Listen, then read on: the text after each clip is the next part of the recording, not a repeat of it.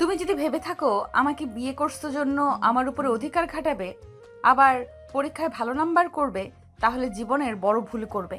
আমি তোমাকে একদম স্বামী হিসেবে মানতে পারছি না। তুমি আমার স্টুডেন্ট হয়ে গেছো, সেখানে তোমাকে আমি স্বামী হিসেবে কিভাবে মেনে নিব? আমাকে কি আপনার বাচ্চা লাগে নাকি? আর আমি অলরেডি ভালো স্টুডেন্ট, আমার কারো সাহায্য লাগে না। আমি নিজের যোগ্যতায় A+ পেয়েছি, বুঝতে পারছেন? আর আপনাকে কে বলছে আমাকে স্বামী হিসেবে মেনে নিতে? সরেন, ঘুমাবো, ঘুমাতে দেন। আয়ান কথাটা বলে নদীর শাড়ির আঁচল সরিয়ে দিয়ে শুয়ে পড়ল। নদী আয়নের দিকে তাকিয়ে ফুঁসতে লাগলো। নদী মুখ ভেঙচি দিয়ে ঘুরে শুয়ে পড়ল। আয়ান নদীর দিকে ঘুরে নদীর পিঠের দিকে তাকিয়ে ভাবতে লাগলো। পোকা নিয়ে এসে পিঠের ভিতরে ছেড়ে দিলে কেমন হবে? খুব দেমাগ দেখাই বেআইন করতি। বেশি ভাব নিলে ভাব ভেঙে দিব। এতদিন আপুর জন্য কিছু বলি নাই, এখন কিছু বললে খবর আছে। ওয়েট, আরামে ঘুমানো বের করছি। আয়ন ইচ্ছে করে নদীকে পিছন থেকে জড়িয়ে ধরল। নদী চমকে উঠল সামনের দিকে ঘুরতে। আয়ান নদীর বুকে মাথা দিয়ে ঘুমানোর ভান করতে লাগলো। নদী আয়ানকে সরিয়ে দেওয়ার চেষ্টা করতে লাগলো। আয়ান একটু নড়ে আরও শক্ত করে জড়িয়ে ধরল। নদী রেগে বলল, তুমি কি জেগে আছো নাকি? ইচ্ছে করে আমাকে জড়িয়ে ধরছো নাকি? আয়ান, ছাড়ো বলছি। আয়ান কিছু না বলে চুপচাপ ঘুমানোর ভান করতে করতে ঘুমিয়ে গেল। নদী ভাবতে লাগলো। ঘুমিয়ে মনে হয় গেছে। উফ। নদী আয়নকে আর না সরিয়ে দিয়ে ওর হাতের উপরে হাত রেখে ঘুমিয়ে গেল। সকালে আয়নের ঘুম ভাঙলে দেখে নদী ওর বুকে মাথা দিয়ে ঘুমিয়ে আছে। আয়ন ভাবতে লাগলো। কাজটা হইল কি? আমি তো ওনার বুকের উপরে ঘুমিয়ে গেছিলাম, এই আবার আমার উপরে কখন ঘুমালো? আয়ন নদীর কোমরের দিকে চোখ গেলে আয়ন আস্তে আস্তে নদীর কোমরের উপর হাত দিয়ে সুড়সুড়ি দিতে লাগলো। নদী ঘুমের ঘরে চুলকাতে লাগলো। আয়ন মিটিমিটি করে হাসতে লাগলো। আয়ন আবার দিতে যাবে, সাথে নদী বিরক্ত হয়ে উঠে পড়ল। দেখে আয়ন ঘুমিয়ে আছে। আয়নকে জড়িয়ে ধরে শুয়ে আছে। নদী আস্তে আস্তে আয়নের হাত সরিয়ে দিয়ে খাট থেকে উঠে পড়ল। নদী আলমারির কাছে গিয়ে শাড়ি বের করে ওয়াশরুমে চলে গেল। আয়ন এক চোখ খুলে দেখে নদী নাই। আয়ন লাফ দিয়ে উঠে ভাবতে লাগলো। উফ, ওই বেডা বিয়ে করে নিয়ে যাওয়া বাদ দিয়ে গার্লফ্রেন্ড নিয়ে পালাইলো, আর ওর হবু বউ আমার কপালে চলে আসলো। কচু, যদি কোনোদিন সামনে পাই লাথি মারবো পিছনে, বজ্জাত পোলা। আয়ান কথাগুলো ভাবছিল, তখনই ফ্রেশ হয়ে নদী ওয়াশরুম থেকে বের হয়ে দেখে আয়ন কিছু নিয়ে ভাবছে। আয়ানকে দেখে নদী বলে ওঠে। ওই কি ভাবো এত? নদীর কণ্ঠ শুনে আয়ন পিছনে তাকিয়ে বলে। কিছু না। আয়ন কথাটা বলে উঠে আলমারি থেকে শার্ট প্যান্ট বের করে নদীর মাথা থেকে তোয়ালে খুলে নিলে। নদী রাগী লুক নিয়ে তাকিয়ে কিছু বলবে, সাথে সাথে আয়ন ঠোঁটে কিস করে দিয়ে বলে। জামাই কোনো কিছু নিলে রাগ করতে হয় না। তোমাকে তো আমি। কিস করবেন নাকি? নদী থাপ্পড় মারতে যাবে, সাথে সাথে নদীর হাত ধরে আরেক হাত দিয়ে কোমর চেপে ধরে টান দিয়ে কাছে নিয়ে এসে দুহাত পিছনে ধরে বলে। এত রাগ ভালো না বউ, তুমি যে হট, তোমাকে তো খালি আদর করতে ইচ্ছে করছে। এতদিন তো বড় হাপু হিসেবে দেখছি, তাই কখনো সেইভাবে তোমার দিকে তাকাই নাই। এখন তোমাকে দেখে আমি পুরো ফিদা হয়ে গেছি। ভেজা চুলে তোমাকে অসাধারণ লাগছে। তোমাকে দেখে নেশা লেগে যাচ্ছে। আয়নের কথা শুনে নদী ধাক্কা দিলে আয়ন সাথে সাথে দেওয়ালের সাথে ঠেকে গেল। নদীর দিকে হাসি দিয়ে কিছু বলার আগে নদী বলে উঠল। ছি, তোকে ভদ্র নম্র ভেবে এসেছি। এতদিন তোকে নিয়ে কত প্রশংসা করছি সবার কাছে, আর তুই সবার সামনে নিজেকে যেভাবে প্রেজেন্ট করস, আসলে তো তুই তেমন না। কতটা নোংরা তুই! তোর জায়গায় আমি থাকলে আমি তো কখনোই এভাবে কথা বলতাম না। কথা বলা তো দূর, তাকাতামও না। আমি তোর কলেজের ম্যাম, তোর উচিত আমাকে সম্মান করা। আমাকে দেখলে তোর লজ্জা পাওয়া উচিত। আর আমাকে তুই বলস আমি হট? নদীর কথা শুনে আয়ন নদীর হাত ধরে টান দিয়ে নিজের সাথে জড়িয়ে নিয়ে বলে। মাই ডিয়ার ম্যাম, ভুলে যাচ্ছেন আপনি আমার স্ত্রী। আমি মেয়ে না যে শরম পাবো। আমার বউকে আমি যা ইচ্ছে বলবো, এইটা আমার ব্যাপার। আপনি কলেজে ম্যাম, বাসায় আমার বউ, এটাই আপনার পরিচয়। ছাড় বলছি। আর তোর বউয়ের পরিচয় নিয়ে আমার থাকা লাগবে নাকি? ভুলে যাস না, এটা আমার বাপের বাড়ি। তোকে এখানে আমার বাবা আশ্রয় দিয়েছে বলে থাকতে পারতেছিস। এখন আমার শ্বশুর বাড়ি, আমি এখন নিশ্চিন্তে থাকব। আগে ভাবতাম আমার ভাগ্য অনেক খারাপ, আমার বাবা মা নাই, আমার বোন আমাকে বড় করছে, অনেক কষ্ট অভাবে বড় হয়েছি, অনেক অভিযোগ ছিল, এখন আর নাই। আপনার মতো হট একটা বউ পাইছি, সাথে বড়লোক শ্বশুর বাড়ি। আয়নের কথা শুনে নদী রাগ কন্ট্রোল করতে না পেরে আয়নের মুখে থুতু দিয়ে বলে, তোর বোন কত ভালো, আর তুই মানুষের বাচ্চা হতে পারস না। তোর বোন সহজ সরল, আর তুই হইছস শিয়ানা। অতি উড়া উড়িস না। যদি আমার ফ্যামিলির কেউ বুঝতে পারে তুই আমাকে বিয়ে করছস আমাদের সম্পদের জন্য, আর আমি যদি অভিযোগ করি তুই আমার সাথে বাজে ব্যবহার করস, তুই সবার সামনে যত ভদ্র দেখাস ততটা ভদ্র তুই না, তাহলে তোকে তোর বোনকে ঘাট ধাক্কা দিয়ে বের করে দিবে। আয়ন নদীকে ছেড়ে দিয়ে ওর শাড়ির আঁচল নিয়ে মুখে লাগা থুতুগুলো মুছতে মুছতে বলতে লাগলো, আমি একবারও বলি নাই তোমাদের সম্পদের জন্য তোমাকে বিয়ে করছি। তোমাদের সম্পদে আমি থুতু দেই। আমার পড়াশোনা শেষ হইলে আমি তোমাদের সব ঋণ শোধ করে দিব। নিজে ভালো চাকরি নিয়ে তোমাকে ভাড়া বাসায় থাকবো। আস্তে আস্তে টাকা জমিয়ে নিজস্ব বাড়ি করব। আয়ন কথাগুলো বলে ওয়াশরুমে চলে গেল। আয়ন গোসল করে জামা কাপড় পরে নিল। ওয়াশরুম থেকে বের হয়ে রেডি হয়ে নিচে চলে গেল। সবাইকে সালাম দিল। আয়নের সালামের উত্তর নিল সবাই। নদীর ছোট বোন তুলি বলে উঠল, আরে বেয়াই, আপনাকে তো দেখি আজকে বেশি কিউট আর হ্যান্ডসাম লাগছে। তুলির কথা শুনে নদীর ভাবি রূপা বলে ওঠে, আরে লাগবে না আবার, আমার ননদের আদর পেয়ে সুন্দর হয়ে যাচ্ছে। রূপার কথাগুলো শুনে সবাই হাসতে লাগলো। আয়ন লজ্জায় মাথা পিছনে দিয়ে বলতে লাগলো, না মানে, আচ্ছা ভাবি আপু কোথায়? আয়ান, আপু আমি কি আজকে কলেজে যেতে পারবো নাকি কোনো কাজ আছে? আরে ভাই, নতুন বিয়ে করছো, বউকে সময় দাও, কলেজে গিয়ে কি হবে? হ্যাঁ ভাবি বাজে কথা বলেন না। আমি আয়ানকে কখনোই স্বামী হিসেবে মানব না। আমি সবাইকে বলে রাখলাম, আয়ানকে কোনোদিন স্বামী হিসেবে মানব না। তাই আমার সাথে জড়িয়ে ওর বিষয়ে কোনো কথা কেউ বলবে না। নদীর কথা শুনে নদীর আব্বু আম্মু কিছু বলবে তার আগে নদী বের হয়ে গেল। নদীর আম্মু রেগে বলে, দেখলে তোমার মেয়ের কি দেমাক, ওকে যে আয়ান বিয়ে করেছে তাই কথা না, আর সেখানে কত বড় কথা বলল। আয়ানকে স্বামী হিসাবে কখনোই মেনে নেবে না। আর কেউ কিছু বলবে তার আগেই আয়ন নদীর আম্মুর দু কাঁধে হাত দিয়ে ধরে বলে, উফ আন্টি রাগ করেন না, আপনার মেয়েকে পটানোর দায়িত্ব আমার। এমনভাবে পটাবো দেখবেন তখন নিজের মুখে আমাকে স্বামী হিসেবে পরিচয় দিবে। আয়ান, নদীর সাথে পাকনামি যেন করতে যাস না। ওর মাথা ঠান্ডা হলে সব ঠিক হয়ে যাবে। তুই ছোট, তোর সাথে বিয়ে দিয়েছি তাই রাগ করেছে। এখানে যে কেউ রাগ করবে। বৌমা, তুমি সবসময় নদীর হয়ে কথা বলবে না তো? তোমাদের দুজনের আদর পেয়ে পেয়ে এত বড় কথা বলার সাহস পেল। আম্মু ক্ষমা করবেন, আমার কথায় যদি কষ্ট পান। আম্মু, নদীর জায়গায় যে কেউ থাকলে রাগ করতো। আপনারা হঠাৎ করে আয়ানের সাথে বিয়ে দিলেন, বিষয়টা নদী মেনে নিতে পারছে না, তাইও রেগে আছে। কেন, তোমার ভাই কি ভালো ছেলে না? ওই কি খারাপ ছেলে নাকি যে তোমার ননদ এত বড় কথা বলবে? আম্মু, নদীকে কিছু সময় দেন, আর যত বলুক, স্বামী স্ত্রীর সম্পর্ক পবিত্র থাকতে থাকতে এমনিতেই ভালোবাসা তৈরি হয়ে যাবে। এখন ওই ছোট, আর আয়ানও তো নদীকে বড় আপু বলে ডাকতো। আয়ানকেও নদী তো ছোট ভাইয়ের মতো দেখতো। সেখানে হুট করে স্বামী হয়ে গেলে বিষয়টা লজ্জাজনক ব্যাপার। আমি কিছু বলবো না, তোমরা যা ইচ্ছে করো।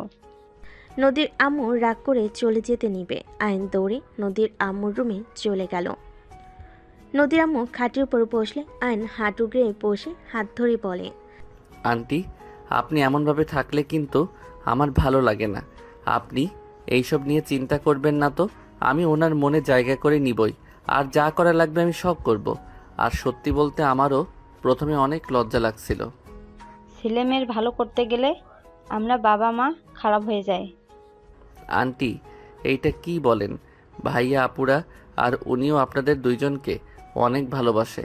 ওনার রাগ হয়েছে তাই এমনভাবে কথা বলছে। আপনি শুধু শুধু রাগ করছেন। দেখেন, আপনি আর আঙ্কেল হুট করে আমাকে বিয়ের কথা বলেন, আমি রাজি হইতে চাই নাই। আপনার মুখের দিকে তাকিয়ে আমি রাজি হয়ে যাই, দুইজনের সময় দরকার। আচ্ছা আন্টি, আমার ফোনটা বাজছে। আয়ন উঠে ফোনটা রিসিভ করে ওর ফ্রেন্ডদের সাথে কথা বলা শেষ করে নদীর আম্মুকে কিছুক্ষণ বুঝিয়ে আয়ন রুম থেকে বের হয়। আগের রুমে গিয়ে ব্যাগ নিয়ে বের হইলে আয়নের দুলাভাই আশিক বলে উঠল, আয়ান, গাড়ি ভাড়া নিয়ে যাও। ভাইয়া ভাড়া আছে, ওনার বিয়েতে তো অনেক টাকা উঠছে, ওইগুলো আছে। ও আচ্ছা, আসো, কলেজে নামিয়ে দিয়ে অফিসে যাব। আপনার আবার লেট হয়ে যাইতে পারে, আপনি যান, আমি গ্যারেজ থেকে সাইকেলটা নিয়ে চলে যাব। আচ্ছা, সাইকেল ঠিক করছো? জি, ঠিক করা হয়েছে। আয়ান ওর দুলাভাইয়ের সাথে কথা বলা শেষ করে বাসা থেকে বের হয়ে গেল। সামনে গ্যারেজ থেকে সাইকেল নিয়ে সোজা কলেজে চলে গেল। কলেজে ঢুকে সাইকেলের এক সাইডে রেখে হেঁটে যেতে লাগলো। নিচের দিকে তাকিয়ে থেকে রাকিবকে কল করতে করতে যেতে লাগলো। হঠাৎ কারোর সাথে ধাক্কা খেয়ে ফোন পড়ে যেতে নিবে, সাথে সাথে ক্যাচ ধরে ফেলল। সামনের দিকে তাকিয়ে দেখে নদী পড়ে আছে। আইন কিছু বলার আগেই কিছু স্টুডেন্ট দৌড়ে এসেছে। 3টা মেয়ে নদীকে ধরে তুলল। আর কয়েকটা ছেলে আয়নের মুখে ঘুষি মেরে বলে, তোর এত বড় সাহস, আমাদের ম্যামকে ধাক্কা মেরে ফেলে দিয়ে তাকিয়ে থাকোস। আয়নকে আরেকটা মারতে যাবে, সাথে সাথেই নদী বলে, ওকে ছাড়ো, ওই বুঝতে পারে নাই আমি তাড়াতাড়ি করে যেতে নিয়ে ধাক্কা লাগছে, যাও তোমরা। নদীর কথা শুনে ছেলেগুলো আয়নকে ছেড়ে দিয়ে চলে গেল। আয়ন ঠোঁটের কাছে হাত দিলে দেখে রক্ত বের হচ্ছে। আয়ন কিছু না বলে রক্ত মুছতে লাগলো। হঠাৎ করে কয়েকজন এসে নদীকে সালাম দিয়ে আয়নকে পিছন থেকে জড়িয়ে ধরে আয়নের ঠোঁটে রক্ত দেখে অবাক হয়ে বলে ওঠে, দোষ, তোর মুখে রক্ত? কিছু না, চলো ক্লাসে। আর কখন থেকে কল দিচ্ছি, ধরস না কেন? আয়নর বন্ধুদের সাথে মিলে ক্লাসে ঢুকে পড়ল।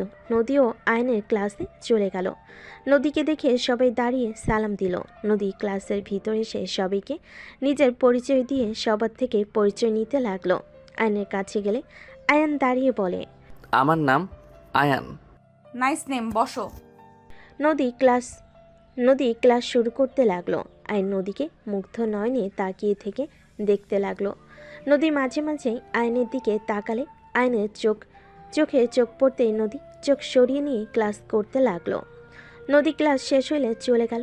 রাকিব বলে ওঠে, আয়নর বন্ধুদের নিয়ে ক্লাস থেকে বের হয়ে মাঠের ভিতরে গিয়ে ফুচকাওয়ালা মামার কাছে গিয়ে ফুচকা অর্ডার দিয়ে সবাই বসে থেকে আড্ডা দিতে লাগলো। সবার সাথে ফুচকা খাওয়া শেষ করে সবাই মিলে ক্লাসে চলে গেল। ম্যাম যেমন দেখতে তেমন পড়ানোর সিস্টেমটাই অসাধারণ। আচ্ছা বাহিরে চলো, তোদের ট্রিট দিব। আর বলিস কি, তুই আমাদের ট্রিট দিবি? হ্যাঁ চল, বেআইনের বিয়েতে টাকা পাইছি, ওইগুলো দিয়ে খাওয়াবো তোদের। বাহ বাহ, চল। 1:30-এ কলেজ ছুটি হইলে আয়নর বন্ধুদের সাথে বের হয়ে গেল। 3টার দিকে বাসায় আসলে আয়নের মুখে কাটা দেখে আতিয়া বলে ওঠে, আয়ান, কি হয়েছে? তোর ঠোঁটের কাছে কাটা কেন? কিছু না আপু। কয়েকটা ছেলের ঘুষি খেয়েছে ভাবি। নদীর কথা শুনে সবাই অবাক হয়ে বলে, কি আয়ান, কি করছোস যে তোকে ওরা মারলো? তুই কি ক্ষতি করেছিলি ওদের? তোর অনেক সাহস বেড়ে গেছে, তাই না? আপু, আমি কিছু করি নাই। আতিয়া মারতে আসবে, সাথে সাথে নদী পানি খাওয়া শেষ করে বলে, ভাবি আমাকে ধাক্কা দিয়ে ফেলে দিয়েছিল, তাই আমার স্টুডেন্টরা ওকে মারছে। কোনো স্টুডেন্টের সামনে শিক্ষিকাকে অসম্মান করলে কি ছেড়ে দেবে নাকি? কি, ওই তোমাকে ধাক্কা দিয়েছিল? আয়ান, আমি তোকে এই শিক্ষা দিয়েছি? নিজের স্ত্রী সব স্টুডেন্টের সামনে ধাক্কা দিয়ে ফেলে দিয়ে অসম্মান করস? তোর লজ্জা লাগে না? আয়ন আতিয়ার কথা শুনে আতিয়াকে কিছু বলবে, তার আগে আয়নের গালে থাপ্পড় বসিয়ে দিল। আয়ন গালে হাত দিয়ে নদীর দিকে তাকিয়ে থাকলো। নদীর সোফা থেকে উঠে না দেখার ভান করে রুমে চলে গেল। আয়নকে আরও মারতে যাবে। আয়ন দুহাত দিয়ে মার থেকে বাঁচার চেষ্টা করতে লাগলো। নদীর আম্মু বলে ওঠে, বৌমা থামো, ওকে কেন মারছো? তোমার ননদ ভালো মানুষ নাকি? আয়ান, সত্যি করে বলো তো কি হয়েছিল? আর তুমি হঠাৎ করে ওকে ধাক্কা কেন দিয়ে ফেললে? আন্টি, বিশ্বাস করেন, আমি ইচ্ছে করে কিছু করি নাই। আমি রাকিবকে কল দিতে দিতে হাঁটছিলাম, হঠাৎ করে উনি সামনে আসলো, ধাক্কা লেগে উনি পড়ে যায়। তারপর তারপর সব খুলে বলে রূপা বলে, শুধু শুধু আয়ানকে মারলে আফা? আয়ান যাও, রুমে গিয়ে ফ্রেশ হয়ে নাও। আয়ন সোজা নদীর রুমে চলে গেল। নদী আয়নের দিকে তাকিয়ে থেকে ভিলেন মার্কা হাসি দিল। আয়ন কিছু না বলে ব্যাগ টেবিলের উপর রেখে আলমারি থেকে শার্ট প্যান্ট নিয়ে ওয়াশরুমে চলে গেল। গোসল করে বের হলে শার্ট প্যান্ট বারান্দায় মেলে দিল। আয়ন বারান্দায় দাঁড়িয়ে থেকে পাশের বারান্দার মেয়েটার দিকে তাকাতেই মেয়েটা বলে, হাই আয়ান, কেমন আছো? আলহামদুলিল্লাহ, তুমি কেমন আছো? এই তো আলহামদুলিল্লাহ। বউ কই তোমার? শুয়ে আছে। ও আচ্ছা, সন্ধ্যার দিকে ছাদে এসো।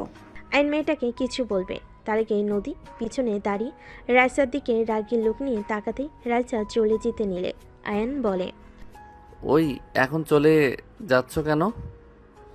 আমার কথা তো শুনে যাবে নাকি? পরে শুনবো। কথাটা বলে চলে গেল। নদী খাটের কাছে চলে গেল। আয়ন কিছুক্ষণ সামনের দিকে তাকিয়ে থেকে রুমের দিকে তাকিয়ে দেখে নদী খাটের উপর পা ঝুলিয়ে বসে আছে। আয়ন রুমে গিয়ে নদীর পাশে বসে আস্তে করে চুলের খোপাটা খুলে দিলে নদী রাগী লোক নিয়ে তাকাতে আয়ন সাথে সাথে অন্যদিকে তাকিয়ে থেকে বলতে লাগলো, কাউকে চুল ছেড়ে দিয়ে থাকলে বেশি সুন্দর লাগে, বাতাসে উঠলে আরও সুন্দর লাগে। আমার মাথার চুল ছেড়ে দিতে বলছি তোমাকে। কই না তো। তাহলে খুললে কেন? দেখতে মন চাইলো তাই। আচ্ছা শুনো, তুমি কি তখন ব্যথা পেয়েছিলে? মানুষ জন্য কিছু বলি নাই। ব্যথা পাইলে কি আর না পাইলেই কি? পাইছো নাকি সেইটা বলো। পাইছি, কি করবি? কোথায় দেখি? কোমরে আর হাতে একটু পেয়েছি। কানার মতো করে হাঁটো। আয়ন নদীর হাত নিয়ে দেখতে লাগলো। আয়নের কাছ থেকে হাত নিয়ে বলে, ছাড়ো। দেখি হাতটা কোথায় পাইছো, দেখা তো যাচ্ছে না। ছাড়ো বলছি। তোমার দেখতে হবে না। দেখাবে নাকি জোর করে কিস করব? বেয়াদব, এখানে ব্যথা পাইছি কি করবি? হ্যাঁ, নদীর কথা শুনে আয়ন দুষ্টামির হাসি দিয়ে বলে, আমি তো ব্যথার জায়গায় কিস করতে চাইলাম, তাহলে কিস করি। আয়ন নদীর বুকের দিকে যেতে যাবে আয়নের মুখ ধরে বলতে লাগলো, আমি রেগে বলছি, একদম কাছে আসবে না, মারবো কিন্তু। রেগে বসে কেউ রোমান্স করার জন্য বুকের দিকে দেখায় নাকি? নিশ্চয়ই তোমার আমার ভালোবাসা পেতে ইচ্ছা করছে, এত লজ্জা পাও না? নদী আয়নের মাথা সরিয়ে দিয়ে লাফ দিয়ে উঠে দৌড়ে রুম থেকে বের হয়ে গেল। আয়ন খিলখিল করে হাসতে হাসতে খাটের উপরে গড়াগড়ি খেতে লাগলো। নদী পিছিয়ে এসে দরজার আড়াল থেকে আয়নের হাসি দেখে নিজের অজান্তে মুখে হাসি ফুটে উঠল। আয়নের ফোন বেজে উঠলে আয়ন কলটা রিসিভ করলো। আসসালামু আলাইকুম। কে? আমি। ও আমার নাম্বার কোথায় পেলেন? আয়ান, বাসায় ফিরে আয় বাবা, আর কত আমাদের শাস্তি দিবি? বাই। আয়ন কল কেটে দিল। আয়নের ফোন বাজতে লাগলো। আয়ন ফোন বন্ধ করে রেখে রুম থেকে বের হয়ে গেল। আয়ন নিচে গেলে তুলি বলে ওঠে, আয়ান, একটু বের হব, তুমি কি আমাকে নিয়ে যাবে? কোথায় যাবে? প্রতিদিন যেখানে যাই সেখানেই। ও আচ্ছা। প্রতিদিন তুই কোথায় যাস রে? ওনার ফ্রেন্ডদের সাথে আড্ডা দিতে যাই। ও তা তুলি, তুই একা যা, প্রতিদিন ওকে নেওয়ার কি দরকার? আয়ান গেলে বান্ধবীরা ফ্রিতে খাওয়াই। তুলি কথাটা বলে হাসতে লাগলো। সবাই ভুল কুচকে তাকায়। নদী বলে ওঠে, মানে কি? মানে আসলে ও তুমি তো আয়ানকে স্বামী হিসেবে মানোই না, তাই তোমাকে বলে কিছু হবে না। আয়ানকে নিয়ে গেলে আমার ফ্রেন্ডরা আয়ানের প্রেমে হাবুডুবু খাচ্ছে। আয়ান ওদের সাথে কথা বললে ওরা ফিদা। এদিকে আমি যা ইচ্ছে অর্ডার দিই খেতে থাকি, সব বিল ওরা দেয়। ঘোরা থেকে শুরু করে সব ওরা পেমেন্ট করে। আমি আর আয়ান শুধু খাই, ঘুরি ফ্রিতে। তুলি কথাটা বলে হাসতে লাগলো। সবাই শুনে অবাক হয়ে তাকিয়ে আছে। নদী ঠাস করে তুলির গালে থাপ্পড় মেরে দিল, আর আতিয়া আয়নের গালে থাপ্পড় মেরে দিল। আয়ন তুলি দুজনের দিকে তাকিয়ে অসহায় চোখে তাকালে আতিয়া বলে ওঠে, মেয়েদের মন নিয়ে খেলা করতে খুব ভালো লাগে তোর, তাই না? সামান্য কিছু টাকার জন্য তুই ওই মেয়েগুলোর সাথে ফ্ল্যাট করস? তোর কোনো ধারণা আছে? আপু আমি কি করলাম? আয়নের গালে আরেকটা থাপ্পড় মেরে বলে, যখন ওই মেয়েগুলো জানতে পারবে তুই ওদের সাথে মজার ছলে এইসব করেছিস, কেমন লাগবে ওদের? কোনো ধারণা আছে তোর?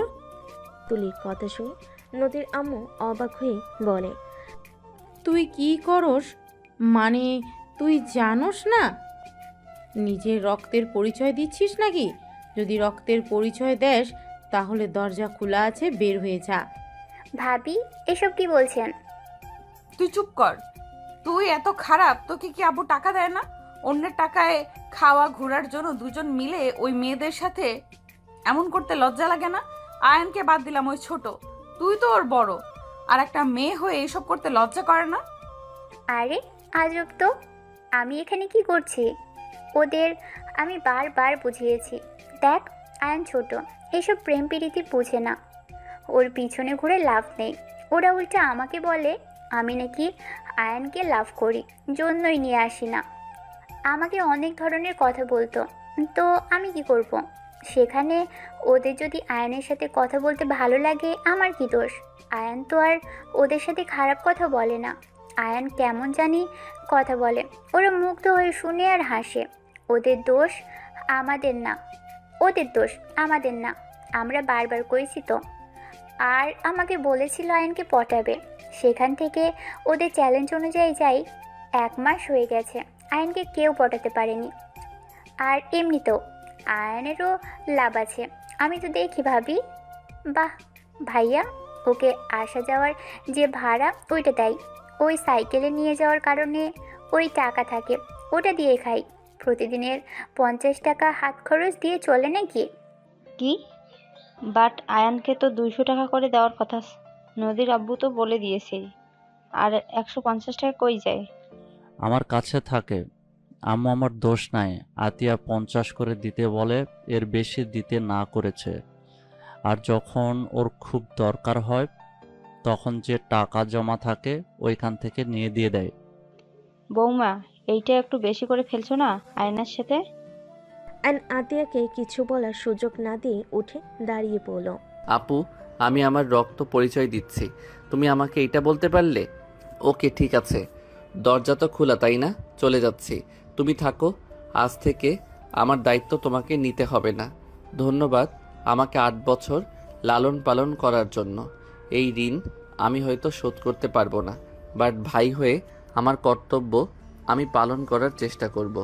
আয়ন চোখের পানি গড়িয়ে পড়তে আয়ন মুছে চলে যেতে লাগলো। আশিক নদীর আব্বু রূপা আয়নকে আটকানোর জন্য হাত ধরে আতিয়া বলে ওঠে, আম্মু, রূপা আশিক ছেড়ে দাও, বড় হয়ে গেছে, আমাকে ছাড়া সে অনেক কিছু করতে শিখে গেছে, চলে যেতে দেন। আর নদী ও আয়ানকে স্বামী হিসেবে মানে না, তাই কোনো চিন্তার বিষয় নেই যে ওই চলে গেছে নদী কষ্ট পাবে। বাহ, এইটা হবে। যা চলে যা চলে। আয়ান, দাঁড়িয়ে আছোস কেন? আতিয়া পাগল হয়ে গেছো নাকি? ওই একা কোথায় যাবে? আর তুমি ওকে ছাড়া থাকতে পারবে নাকি? এই দুনিয়াতে আমরা সারা, তোমাদের কোনো আত্মীয় আছে নাকি? কোথায় থাকবে ওই ভালো জানে, না হলে এত বছর কিছু না, আজ বলে বের হয়ে যাবে। বাহ, বড় হয়ে গেছে তো, যেতে দাও। বৌমা, বেশি বোঝা ঠিক না। আতিয়া আয়নের দিকে ধমকে সুরে বলে, তোকে যেতে বলেছি না? যা, বের হ। দাঁড়িয়ে আমার দিকে কি দেখোস? যা, ভাবতেছ সম্পূর্ণ ভুল, তোকে ছাড়া ভালোই থাকবো, বের হ। অ্যান আশিকের হাত সরিয়ে দিয়ে বের হয়ে গেল। আশিক দৌড়ে আয়নের পিছন যেতে লাগলো। আয়ন কোনো কথা না শুনে বের হয়ে গেল। আতিয়ার চোখের পানিগুলো টলমল করতে লাগলো। রূপা আতিয়ার দিকে তাকিয়ে বলে, বের হয়ে যেতে বলে এখন কাঁদছো কেন? শুধু শুধু ওকে বের করে দিলে। ভাবি, আপনি এমনটা করে ঠিক করলেন না। আয়ন এসব করতে চায় নাই, আমি জোর করেছিলাম। আতিয়া কারো কোনো কথা না শুনে দৌড়ে চলে গেল রুমে। এদিকে আয়ন সিএনজিতে উঠে চলে গেল। আশিক বাসার ভিতরে গেলে নদীর আম্মু বলে, কি হলো, আয়ান আসলো না? না, সিএনজিতে উঠে চলে গেল। আর তুলি ফালতু কাজের ভেতরে ওকে জড়াতে হবে কেন? আমি কি জানতাম ভাবি এত রেগে যাবে? আর এখানে এত রেগে যাওয়ার তো কোনো কারণ আমি দেখি না। নদী থাপ্পড় মারলে তুলি চুপ হয়ে গেল। নদী রুমে চলে গেল। তুলি কান্না করতে করতে রুমে চলে গেল। 5 দিন পর। আশিক, আয়ানকে কি খুঁজে পেয়েছো? ওর বন্ধুদের থেকে কোনো খবর পাইছো? 5 দিন পর আতিয়াকে এত উতলা দেখে সবাই অবাক হয়ে তাকালো। আশিক অবাক হয়ে বলল, আয়ানের খবর শুনে কি করবে? ওকে পাইলে কি আর না পাইলে কি? তুমি তো 5 দিন ওর নাম শুনতে চাইলে না। আজ আবার কি হলো যে ওর খোঁজ চাচ্ছ? আশিক, ওই আমার ভাই। আমি রাগ করেছিলাম। আমি রাগের বশে একটা কথা বলে দিয়েছি, তাই বলে ও বাসা থেকে বের হয়ে যাওয়ার কথা বলবে? আমি কি আমার ভাইকে শাসনও করতে পারবো না নাকি? শোনো, আমাদেরও ভাই বোন আছে। আমার আম্মুও কোনোদিন তোমার মতো করে শাসন করে নাই। আমার আম্মু আব্বু কি কম রাগী নাকি? তুমি আয়ানকে যে পরিমাণ শাসনে রাখতে, তারপরও কোনোদিন তোমার মুখের উপরে কিছু বলে নাই। ওকে যেভাবে বলো সেইভাবে চলে। ওই ছোট মানুষ তুলির সাথে মিলে একটু মজা করছে, তাতে তুমি ওকে থাপ্পড় মারলে, বের হয়ে যেতে বললে। আমি বুঝলাম না, আমাদের ফ্যামিলি কোনো সমস্যা নাই আয়ানকে নিয়ে, তুমি এত রাগ শাসন কেন করো? তুমি বুঝবে না, অল্পতে খুশি থাকা ভালো, যেটা আমার ভাইকে আমি শিখিয়েছি। হ্যাঁ, আমি মানছি রাগের বশে আমি ওকে বকা দিয়েছি। ওর বোঝা উচিত ছিল আমি ওর ভালোর জন্য ওকে বকাগুলো দিয়েছি। ওই ছোট আর কত সহ্য করবে? এইটাই শাসন বলে না আতিয়া, পাগলামি বলে। আমার ছেলে মেয়েকে তুমি এত শাসন করতে পারবে না। ওরা বাসায় আসলে একদম ওদের উপরে এত শাসন চালাতে যাবে না, বলে দিলাম। Ashik, just shut up. Ashik, বৌমার সাথে ঝগড়া করিস না। তুই কি আয়ানের খোঁজ পেয়েছোস? নদী, ওই কি কলেজে আসে না? না, আমি খুঁজেছি, ওকে পাই নাই। ওর ফ্রেন্ডদের জিজ্ঞেস করলে বলে কিছু জানে না, ও সম্পর্কে বেশি ঘাটলে নানা ধরনের প্রশ্ন করবে, তাই আর কিছু বলি নাই। ওর ফ্রেন্ডদের তুমি চেনো নদী? বাট বাসা কই তা জানি না। মনে হয় বস্তির ওইদিকে হবে। ওদের ওইদিকে কয়েকবার যেতে দেখেছি। উফ, কেন যে রাগ দেখাতে গেলাম, ফোনটাও নেয় নাই। আতিয়া কান্না করতে লাগলো। রূপা আতিয়াকে ধরে হঠাৎ করে আতিয়ার কল বেজে উঠল। আয়নের ফোন দেখে কল এসেছে। আতিয়া তাড়াতাড়ি ফোনটা রিসিভ করলো। আসসালামু আলাইকুম, কে? ওয়ালাইকুম আসসালাম আতিয়া। ও আপনি? দেখেন, আয়ানকে আপনারা যদি নিয়ে যেয়ে থাকেন তাহলে আমার ভাইকে ফিরিয়ে দেন। আমার ভাইকে ছাড়া আমি থাকতে পারবো না। আমার ভাইকে ফিরিয়ে দেন। আতিয়া, এসব কি বলছো? আয়ান তোমার কাছে নাই? আপনি এমন অবাক হচ্ছেন, আপনারা ওকে নিয়ে গেছেন। আতিয়া, এসব কি বলো? আয়ানকে আমরা নিয়ে আসি নাই। আমরা তো লন্ডন, আমরা কিভাবে নিয়ে আসব? আয়ানকে নিয়ে যাওয়ার জন্য এসেছিলাম, আয়ান আসে নাই। তোমার সাথে কথা বলারও সুযোগ দেয় নাই। সত্যি আপনারা ওকে নেন নাই? তুমি নাম্বারটা দেখো। আতিয়া নাম্বারের দিকে তাকিয়ে দেখে বাহিরের দেশের নাম্বার। আতিয়া কান্না করতে করতে বলে, ওকে রাখছি। আয়ান কোথায়? ওর কি হয়েছে? তুমি ঠিক আছো আতিয়া? আয়ানের সাথে কিছু হয়েছে তোমার? আতিয়া, কথা বলো। আতিয়া ফুপিয়ে ফুপিয়ে কান্না করতে করতে বলে, জানি না, আমার উপরে রাগ করে বের হয়ে গেছে। আজ 5 দিন ওর কোনো খোঁজ খবর নেই। আতিয়ার কথা শুনে আয়নের আম্মু থমকে গেল। আয়নের আম্মু বলে, কি বলছো? আমি সেই দিন কথা বললাম, ওই আমার ফোন কেটে দিয়ে ফোন বন্ধ করে দিয়েছিল। ওর বন্ধুদের সাথে যোগাযোগ করো, আমি মানুষ লাগিয়ে দিচ্ছি, তুমি কান্না করো না। আপনার সাহায্য আমার লাগবে না। আমি আমার ভাইকে একা খুঁজে নিয়ে আসব। আর আপনি আমার ভাইকে কেন কল দেন? আপনাকে কতবার বলেছি আমার ভাই আমার সাথে যোগাযোগ রাখার চেষ্টা করবেন না। আতিয়া, কেন এমন করছো?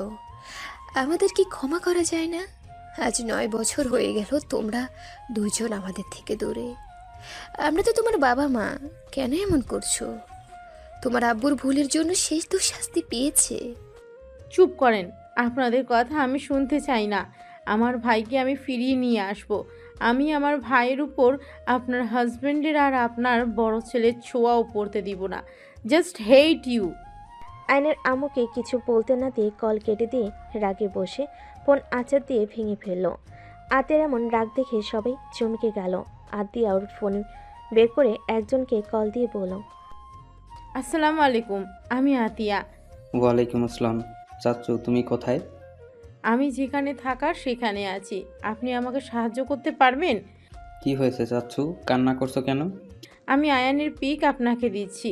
2 ঘন্টার ভিতরে ওকে খুঁজে বের করে দিবেন। কি হয়েছে আয়নের? আমার সাথে ঝামেলা হয়েছিল, রাগ করে চলে গেছে। 5 দিন ধরে ওর কোনো খোঁজ পাচ্ছি না। আমার যতটা ধারণা ও এই এলাকায় আছে, ওর কাছে বেশি টাকা নাই যে বাইরে যাবে। ঠিক আছে, কান্না করো না, আমি দেখছি। আতিয়া কথাগুলো বলে ফোন কেটে দিল। আয়নের পিক পাঠিয়ে দিল। আতিয়া নিচ থেকে সিম ভেঙে ফেলল। আশিক বলে ওঠে, কাকে বললে যে 2 ঘন্টার ভেতর আয়ানকে বের করে দেবে? এইটা কিভাবে সম্ভব? আমরা 5 দিন ধরে খুঁজে যাচ্ছি, পাচ্ছি না। আর আয়ানের ফোনের সিম ভেঙে কেন ফেললে? এই সিম ফোনের কোনো দরকার নেই, আর যাকে বলেছি তার উপরে আমার বিশ্বাস আছে। আতিয়ার ফোন বেজে উঠলে আতিয়া কল রিসিভ করতেই আয়ান বলে ওঠে, আপু, ওরা আমাকে ধরে নিয়ে এসেছে। আপু আমাকে যেতে দিচ্ছে না। তুই বল আপু, বাসায় যেতে বলেছে। আয়ন কিছু বলার আগেই চাচ্চু ফোন রিসিভ করে বলে, আতিয়া, আয়ান আজকে আমাদের কাছে থাক। তোমার আম্মুরা কাজিনরা ওকে যেতে দিবে না। আয়নকে আসতে দেন, ওই পরে গিয়ে ঘুরে আসবে। তুমি এখানে আছো? ভাই, আতিয়া কল কেটে দিল। আয়নের ফোনগুলো সিম সব টুকরো টুকরো তুলে ডাস্টবিনে ফেলে দিয়ে রান্নাঘরে চলে গেল। নদীর আম্মু আশিককে বলল, বৌমা আমাদের থেকে মনে হয় কিছু লুকাচ্ছে। ওর কথা বলার ধরন চেঞ্জ হয়ে গেছে। 2 ঘন্টার ভিতরে একটা মানুষকে কিভাবে খুঁজে বের করবে? আমিও বুঝতে পারছি না, এমন সরল নরম কণ্ঠে মানুষ কিভাবে এভাবে কথা বলতে পারে। রাগের চটে ফোন ভেঙে ফেললো। সবাই টুকটাক কথা বলতে লাগলো। 3 ঘন্টা পর কলিং বেল বাজার শব্দ হলো। কাজের লোক দরজা খুলতে চলে গেল। আইন ভিতরে ঢুকলো। সবাই অবাক হয়ে গেল। আতিয়ার সামনে কাপা কাপা কণ্ঠে বলল, আই এম সরি। লাস্টে 37 কার নাম্বার? আয়ান থমকে গেল। আয়ন ভয় ঢোক গিলে বলে, না মানে?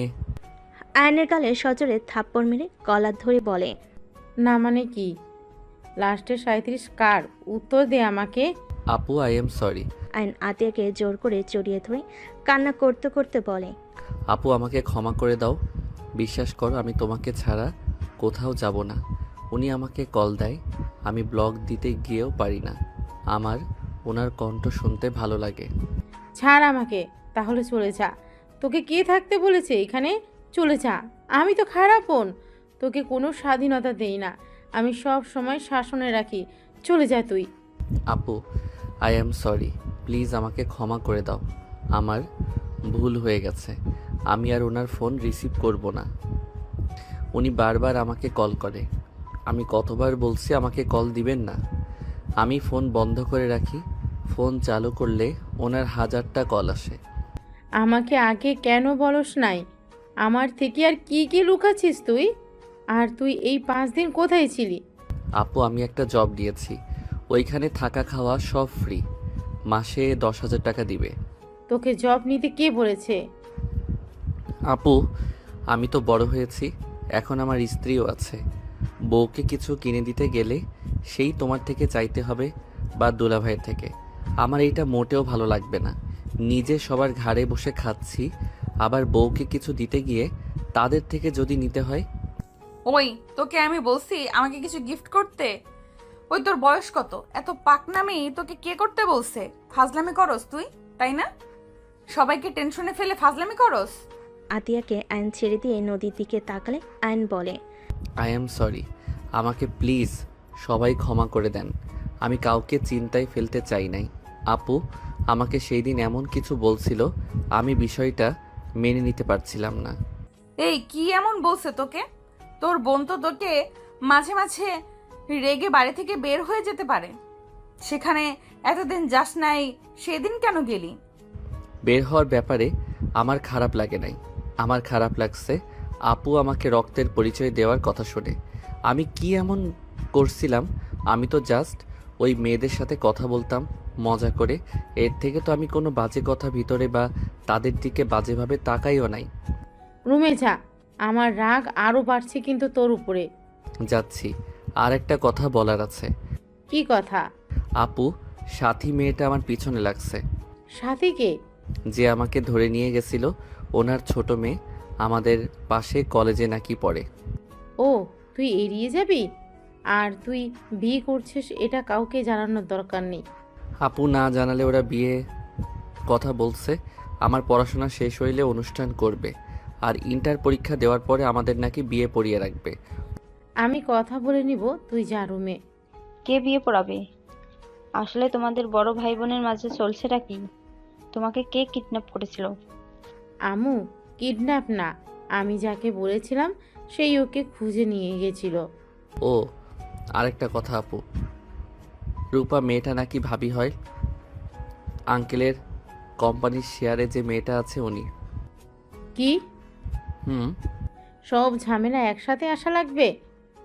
রূপা ম্যাম তোমার ভাবি হয় মানে কি বলো এসব? ওনার সাথে তোমাদের সম্পর্ক হওয়ার তো দূর, ওনাদের তো অনেক বড় বিজনেস আছে, ওনার শ্বশুর শাশুড়ি সব লন্ডন থাকে, উনি বছরের একবার আসে, ওনাদের সাথে তোমাদের সম্পর্ক থাকার কোনো ভাবে সম্ভব না। ওর কথা রাখো তো, ও তো বড় মাপের মানুষদের সাথে আমাদের কি সম্পর্ক হবে?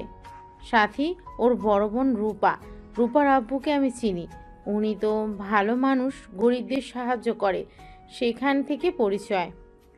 ও তাই বলো? আয়ন চলে গেল। আতিয়া নিজের রুমে চলে গেল। তুলি বলে ওঠে, দেখছো, সাথী আমাদের সাথে পড়ে, আমাদের ক্লাসে টপার, সেও ওর পিছনে লেগেছে। শুধু আপু আয়নের মর্ম বুঝলো না। Just shut up. নদী ধমক দিয়ে চলে গেল। আয়ন গোসল করে পোশাক পরে খাটের পর বসতেই নদী বলে ওঠে, বড়লোক বউ পেয়ে যাচ্ছিস, তোর তো মনে হয় খুশিতে আজ ঘুম হবে না। বাজে কথা বলো না। চকলেট খাবে? তোর চকলেট তুই খা। আমার শার্ট দিয়ে নাক পরিষ্কার করছিলেন নাকি? একটা শার্টের অবস্থা খারাপ। হো, ঠান্ডা লাগছে দেখে তো মনে হয় না। কান্না করছেন নাকি? হি হি, আমার বউ আমাকে একটু হইলেও ভালোবাসে। চুপ কর, কে তোকে ভালোবাসে? হ্যাঁ, আয়নের সামনেই আঙ্গুল তুলে কথাগুলো বলতেই আয়ন সাথে সাথে নদীর হাত ধরে টান দিয়ে কোলে বসিয়ে দিয়ে পিছন থেকে জড়িয়ে ধরে ঘাট থেকে চুল সরিয়ে কিস করলে নদী কেঁপে উঠল। নদী নিজেকে ছাড়ানোর চেষ্টা করতে লাগলো। আয়ন নদীর পেটে হাত দিয়ে নিজের সাথে চেপে ধরে বলল, ভালোবাসো মুখে বললে কি সমস্যা? হ্যাঁ, আমি তোকে ভালোবাসি না, ছাড় বলছি। আয়ন নদীকে টান দিয়ে খাটের উপর ফেলে দিয়ে দুই হাত খাটের সাথে চেপে ধরে মুখের কাছে নিয়ে যেতে নিলে নদী নিজেকে ছাড়ানোর চেষ্টা করতে লাগলো। আয়নের নিঃশ্বাস যত মুখের উপর পড়তেছে নদী কেঁপে উঠতে লাগলো। আয়ন ঠোঁটের কাছে গেলে নদীর ঠোঁট জোড়া কাঁপতে লাগলো। আয়ন ঠোঁট জোড়া নিজের দখলে নিয়ে নিল। নদীর চোখ বন্ধ করে ফেলো। আয়ন নদীর ঠোঁট জোড়া নিজের দখলে নিয়ে নিল। নদীর নিঃশ্বাস ঘন হতে লাগলো। আয়ন আস্তে আস্তে নদীর শাড়ির আঁচলে হাত দিয়ে সরিয়ে দিতেই হঠাৎ করেই নদীর ফোন বেজে উঠল। নদী ধাক্কা দিয়ে সরিয়ে দিয়ে শাড়ির আঁচল ঠিক করে ফোন হাতে নিয়ে বারান্দায় চলে গেল। আয়ন ভুরু কুচকে তাকিয়ে বিড়বিড় করে বলতে লাগলো, শালা কল দেওয়ার সময় পেল না। আয়ন কথাটা বলে উঠে পড়তে বসলো। আয়ন পড়াশোনায় মনোযোগ দিতে লাগলো। নদী কথা বলা শেষ করে পিছনে ঘুরে আয়নের দিকে তাকিয়ে থেকে বারান্দা থেকে বের হয়ে ল্যাপটপ নিয়ে খাটে বসলো। আয়নের ফোনের কথা মনে পড়তেই আয়ন পিছনের দিকে ঘুরে তাকিয়ে বলল, বউ, আপু কি আমার ফোনটা নিয়ে নিয়েছে? ভেঙে ফেলছে, ফোন সিম দুইটাই। নদীর কথা শুনে আয়নের মন খারাপ হয়ে গেল। আয়ন আর কিছু না বলে চুপচাপ পড়তে বসলো। নদী আয়নকে দেখে বলল, এই সত্যি করে বলো তো, তোমরা ভাই বোন আমাদের থেকে কি কিছু লুকাচ্ছ নাকি? কি লুকাবো? আমার মনে হয় কিছু লুকাচ্ছ। লুকাচ্ছি। আপনাকে লাভ করি, আপনি বুঝেন না। ফালতু। নদী আর কিছু না বলে কাজ করতে লাগলো। আয়ন পরে মনোযোগ দিতে লাগলো। রাতে সবাই খেতে গেল। আয়ন খাবার খেতে নদীর পাশে বসলো। আতিয়া সবাইকে খাবার দিতে লাগলো। আয়নকে খাবার দিলে আয়ন নিচের দিকে মাথা দিয়ে চুপচাপ খেতে লাগলো। হঠাৎ করে আতিয়ার দিকে তাকালে আতিয়া বলে ওঠে, কিছু বলবি নাকি? না। তাহলে বারবার তাকাচ্ছিস কেন? আয়ন কিছু না বলে খেতে লাগলো। আয়ন আতিয়ার দিকে তাকিয়ে বলে, আপু আমার খেতে ইচ্ছে করছে না। কেন, কি হয়েছে? কিছু না, আমি খাবো না, গলা দিয়ে ভাত নামছে না। আয়নের কণ্ঠটা কান্নামাখা হইলে আতিয়া বলে ওঠে, আর 1 মাস আছে কুরবানি ঈদের, তখন আমি তোকে ছেড়ে দিব। এই 1 মাস এখানে থাক। আর নদী তোকে যেহেতু পছন্দ করে না, নদী তুমি আয়ানকে ডিভোর্স দিয়ে দিও, ও এখান থেকে একেবারে জন্য চলে যাবে। আতিয়ার কথা শুনে নদীর বুকটা কেঁপে উঠল। আয়নের দিকে তাকালো। নদীর আম্মু বলে, এইসব কি বলো? ডিভোর্স দিব মানে? আর আয়ানে বা কোথায় যাবে? আম্মু দেখেন, নদী আয়ানকে অপছন্দ করে, সেখানে জোর করে কোনো সম্পর্ক রাখা উচিত না। আমার মনে হয় ডিভোর্স দেওয়া ভালো। আমাদের জন্য দুইজন একে অপরকে অপছন্দ করে জোর করে একই ছাদে থাকছে আমাদের জন্য। আমরা এইটা হতে দিতে পারি না। মেয়েদের স্বাধীনতা বলে একটা কথা আছে। একটা জিনিস বুঝলাম না, তুমি সব সময় মেয়েদের হয়ে এত কথা কেন বলো? মেয়ে হয়ে কি আমাদের কোনো স্বাধীনতা থাকবে না নাকি? বিয়ে সারা জীবনের ব্যাপার। সেখানে নদী আয়নকে সহ্য করতে পারছে না, সেখানে বাধ্য হয়ে আয়নের সাথে থাকার কোনো মানে হয় না। দুজনের জীবন নষ্ট। আমারও তাই মনে হয়, ওদের বাধ্য হয়ে সম্পর্কে রাখা উচিত না। দুজন চুপ করবে। খাবার খেতে দিবে নাকি উঠে চলে যাব? আতিয়া বসলো, সবে খাবার খেতে লাগলো। আয়ন অল্প খেয়ে উঠে চলে গেল। আয়ন রুমে গিয়ে বসে থেকে ভাবতে লাগলো। উনি কি আসলে আমাকে ভালোবাসে না নাকি? একটা কথাও বললো না আপু, যে ডিভোর্সের কথা বললো কিছু বললো না, চুপচাপ কথাগুলো শুনলো। ওকে ডিভোর্স দিলে আমিও দিব। আমিও চাই না জোর করে ওনার সাথে থাকতে। ভালো লাগছে না, চারিদিকে শুধু অশান্তি। আয়ন কথাগুলো ভাবতে লাগলো। আয়ন খাটের এক কোণে শুয়ে থেকে কথাগুলো ভাবতে লাগলো। নদী রুমের ভিতর এসে আয়নকে ভাবতে দেখে কিছু বলল না। খাটে শুয়ে লাইট অফ করে দিল। ডিম লাইট জ্বালিয়ে উপরের দিকে তাকিয়ে থাকতে লাগলো। আয়ন নদীর হাতের উপরে মাথা দিয়ে পেট উপরে হাত রেখে জড়িয়ে ধরে বলল, তুমি কি সত্যি আমাকে ডিভোর্স দিবে? আচ্ছা, আমাকে কি সত্যি ভালোবাসা যায় না? আমি অন্য কাউকে ভালোবাসি। নদীর কথা শুনে আয়নের বুকের ভিতর কেঁপে উঠল। আয়ন এক সেকেন্ডের ভিতরে নদীর উপর থেকে হাত সরিয়ে নিল। আয়ন খাট থেকে নেমে বালিশ নিয়ে সোজা সোফায় চলে গেল। নদীর চোখের পানিগুলো গড়িয়ে পড়ল। নদী মনে মনে ভাবতে লাগলো, এই তোমার ভালোবাসা আয়ান? অন্য কাউকে ভালোবাসি শুনে আমার পাশের জায়গাটা ছেড়ে দিলে? নিজের স্ত্রীকে নিজের করে রাখার বয়স তোমার হয় নাই। কিভাবে নিজের জায়গায় ধরে রাখতে হয় সেটা তুমি জানো না আয়ান। নদী কথাগুলো ভাবতে ভাবতে চোখের পানি ফেলতে ফেলতে ঘুমিয়ে গেল। আয়ন এপাশ ওপাশ হতে লাগলো। আয়ন ভাবতে লাগলো, আমাকে ভালো না বাসলে আমি ছিলাম না দেখে আমার শার্ট জড়িয়ে কেন কান্না করছে? আর সত্যি কান্না করছে নাকি আমার ভুল ধারণা? আমি কাছে গেলাম, আমাকে শুধু মুখে বলল সরে যেতে। কই প্রথমের মতো তো জোর করে সরিয়ে দেওয়ার চেষ্টা তো করলো না। উফ, মেয়ে মানুষকে বোঝা বড্ড কঠিন। আমার বোন একটা আছে, এত পেঁচালো কেন এই মেয়ে মানুষ, ধ্যাত ভালো লাগে না। আয়ন কথাগুলো বলে ঘুমিয়ে গেল। সকালে ঘুম ভাঙলে নদী আয়নের দিকে কিছুক্ষণ তাকিয়ে থেকে ওয়াশরুমে চলে গেল। আয়নের ঘুম ভাঙলে খাটের দিকে তাকিয়ে দেখে নদী নাই। আয়ন উঠে ওয়াশরুমের দিকে তাকিয়ে বুঝল ওয়াশরুমে গেছে। আয়ন উঠে বারান্দায় চলে গেল। বারান্দার গ্রিল ধরে দাঁড়িয়ে থাকতে লাগলো। হঠাৎ করে সামনে থেকে রাইসা বলে উঠল, গুড মর্নিং আয়ান, কেমন আছো? Good morning. আলহামদুলিল্লাহ ভালো, তুমি কেমন আছো? আলহামদুলিল্লাহ। কাকির থেকে শুনলাম তুমি নাকি রাগ করে বের হয়ে গেছিলে। ওই আর কি। আর এমন করবে না, তুমি তো জানো ভাবি তোমাকে কত ভালোবাসে। যাই হোক, তোমার বাসার সবাই কেমন আছে? আলহামদুলিল্লাহ। তা বাসায় আসো, ঘুরে যাও। আম্মু আব্বু তোমার কথা জিজ্ঞেস করে। ছেলেটা কোথায়, রাগ করে গেল? যাবো এক সময়, কলেজে যেতে হবে। ওকে যাও। রাইসা চলে গেলে আয়ন পিছনে ঘুরে তাকালে দেখে নদী তাকিয়ে আছে। আয়ন কিছু না বলে নিচের দিকে তাকিয়ে আলমারির কাছে গিয়ে শার্ট প্যান্ট নিয়ে ওয়াশরুমে চলে গেল। ফ্রেশ হয়ে পোশাক চেঞ্জ করে আয়ন বের হইল। ব্যাগ কাঁধে নিয়ে নিচে চলে গেল। আয়ন একজনকে দেখে অবাক হয়ে গেল। আয়ন বলে উঠল, খালা। আয়নের কণ্ঠ শুনে পিছনের দিকে মহিলাটা তাকাতেই আয়নকে বলল, কে বাবা তুমি, আমাকে চেনো?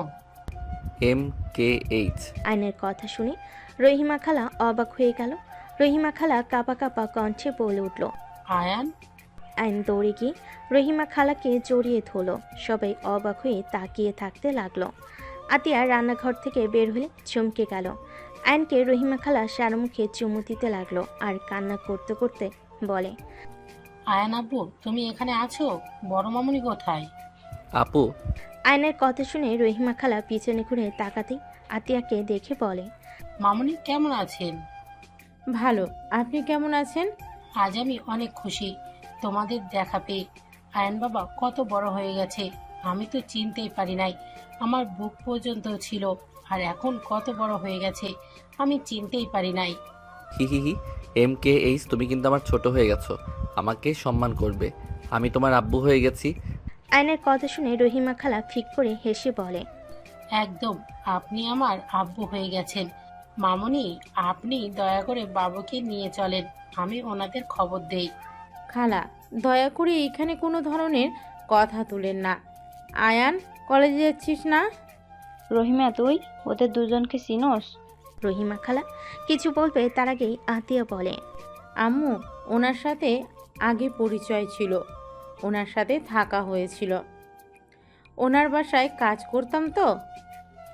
ও আচ্ছা। মামুনি, কি বলেন এসব? ঠিক বলছি খালা। কিরে, যাস না কেন? যাব না আজকে। যেতে বলছি, যা। আয়ন আর কিছু না বলে চলে গেল। রহিমা খালা আতিয়াকে বলে, মামুনি, বেয়াদবি মাফ করবেন। আপনি আয়নবাবু এখানেই থাকেন, আমি ওনাদের জানিয়ে দিই, ওনারা আপনাদের ছাড়া ভালো নেই। কে ভালো নাই রে? আপা, তুমি কিছু জানো না ওরা কারা? খালা, প্লিজ চুপ করবেন। রহিমা খালা আর কিছু বলল না। এদিকে আয়ন কলেজে চলে গেল। কলেজ ছুটি হলে আয়ন রাকিবকে বলল, এই যে মেয়েটা আসছে, তুই ওই মেয়েটাকে পটিয়ে নিবি। যদি নিস তাহলে তোর লাইফ সুন্দরভাবে কাটবে। কে ও? এখানে নাম করা বিজনেসম্যানের ভাতিজি। বলিস কি, রাহেন চৌধুরীর ভাতিজি? হ্যাঁ, থাক, আমি যাই। আয়নের সাথে কিছু বলার আগে সাইকেল নিয়ে জোরে চালিয়ে চলে গেল। নদীকে দাঁড়িয়ে থাকতে দেখে আয়ন সামনে গিয়ে বলে, সাইকেলে যাবেন নাকি? নদী কিছু না বলে পাশে রিকশায় উঠে পড়ল। আয়ন আর কিছু না বলে ওর পিছন পিছন যেতে লাগলো। বাসে গেলে নদী সোজা রুমে চলে গেল। আয়নও রুমে চলে গেল। নদী ফ্রেশ হয়ে নিচে চলে গেলে আয়ন ফ্রেশ হতে চলে গেল। ফ্রেশ হয়ে নিচে গেলে আয়ন আতিয়াকে বলল, আপু, আমি একটু বাইরে যাব। MKH, তুমি কতদিন আছো? আছি, আজকেই দিনটাই। MKH মানে কি? নদীর কথা শুনে আয়ন কিছু না বলে চলে গেল। রহিমা খালা হেসে বলে, MKH মানে মিষ্টি খালা। এই আমাকে ছোটবেলা থেকে এটাই বলে ডাকে। ও আচ্ছা। হঠাৎ করে আয়ন দৌড়ে বাসার ভিতর ঢুকলো। সবাই ভুরকুচকে তাকালে আয়ন আতিয়াকে বলল, MKH, আপনি এটা কি করলেন? আপু তো এখন রেগে যাবে। মানে? আপু। আয়নের কথা শুনে সবাই দরজার দিকে তাকাতেই থমকে গেল। সবাই ঢোক গিলতে লাগলো। নদীর আব্বু দৌড়ে গিয়ে বলতে লাগলো, ম্যাম স্যার, আমাদের এই গরিবের ঘরে আপনারা প্লিজ ভিতরে এসে বসেন। এইভাবে উত্তেজিত হবেন না, আমরা সাধারণ মানুষ, আমাদের দয়া করে এভাবে ট্রিট করবেন না। আর পাঁচটা মানুষকে যেইভাবে দেখেন সেইভাবেই দেখেন। স্যার, ম্যাম, আপনারা বসেন। আশিক ভালোভাবে সোফা পরিষ্কার করতে লাগলো। তুলি দেখে অবাক হয়ে বলল, ম্যাম আপনি? আমি তো বিশ্বাসই করতে পারছি না। আমি আপনার অনেক বড় ফ্যান। আপনার সাথে ছবি তোলা যাবে? আপনি আমার আইডল। আমি আপনার মতো বড় বিজনেসম্যান হতে চাই। শিওর, ইনশাল্লাহ আমার থেকে ভালো করবে তুমি। তুলি আয়নের আম্মুর সাথে ছবি তুলতে লাগলো। আয়নের আব্বু আম্মু বসলো। রহিমা খালা বলে ওঠে, ম্যাম বাবু। আয়নের দিকে তাকাতে আয়নের আম্মু চোখের পানি ধরে রাখতে পারল না। আয়নের দিকে উঠে যেতে আতিয়া আয়নকে টান দিয়ে নিজের কাছে দাঁড় করিয়ে বলে, আয়ান, যেখানে যাচ্ছিলি সেইখানে যা। মামুনি, বাবুকে কেন সরিয়ে দিতে চাইছেন? খালা, আপনি কাজটা মোটেও ঠিক করেন নাই। আর খালা, টাকার কাছে বিক্রি হয়ে গেলেন। মামুনি, প্লিজ আমাকে মামুনি বলবেন না। বৌমা, আমার বোনের সাথে এরকম ব্যবহার করছো? যাও ওনাদের জন্য শরবত বানিয়ে নিয়ে আসো, গরমের সময়। আতিয়া চলে গেল আয়নের আব্বু আম্মুর জন্য শরবত বানিয়ে নিয়ে আসতে। খালা এগিয়ে গেলে আতিয়া হাত সরিয়ে দিয়ে বলে, মা হয়ে টাকার কাছে বিক্রি হয়ে গেছেন। আপনাকে দেখে আমার ঘৃণা হচ্ছে। আমার একটা মেয়ে মারা গেছে, এখনো আমার আরো সন্তানেরা আছে, তাদের ভবিষ্যৎটাকে নষ্ট করে দিতে পারি না। আতিয়ার আগে কিছু না বলে শরবত বানিয়ে বের হইল। রহিমা খালা আতিয়ার পিছন পিছন যেতে লাগলো। আতিয়া দুজনকে শরবত দিয়ে বলল, শরবত খেয়ে তিনজন বের হয়ে যান। আতিয়া, কি বলো? তোমার কোনো ধারণা আছে কাদের সামনে কথা বলছো? ম্যাম স্যার, দয়া করে কিছু মনে করবেন না। আতিয়া, বেশি করে ফেলছো কিন্তু। সমস্যা নাই, আপনারা ওনাকে কিছু বলবেন না। ম্যাম, কত ভালো। ওনাদের এত সম্মান করার কি আছে? আমরা মানুষ, ওনারাও মানুষ, মাথায় তোলার কোনো মানে হয় না।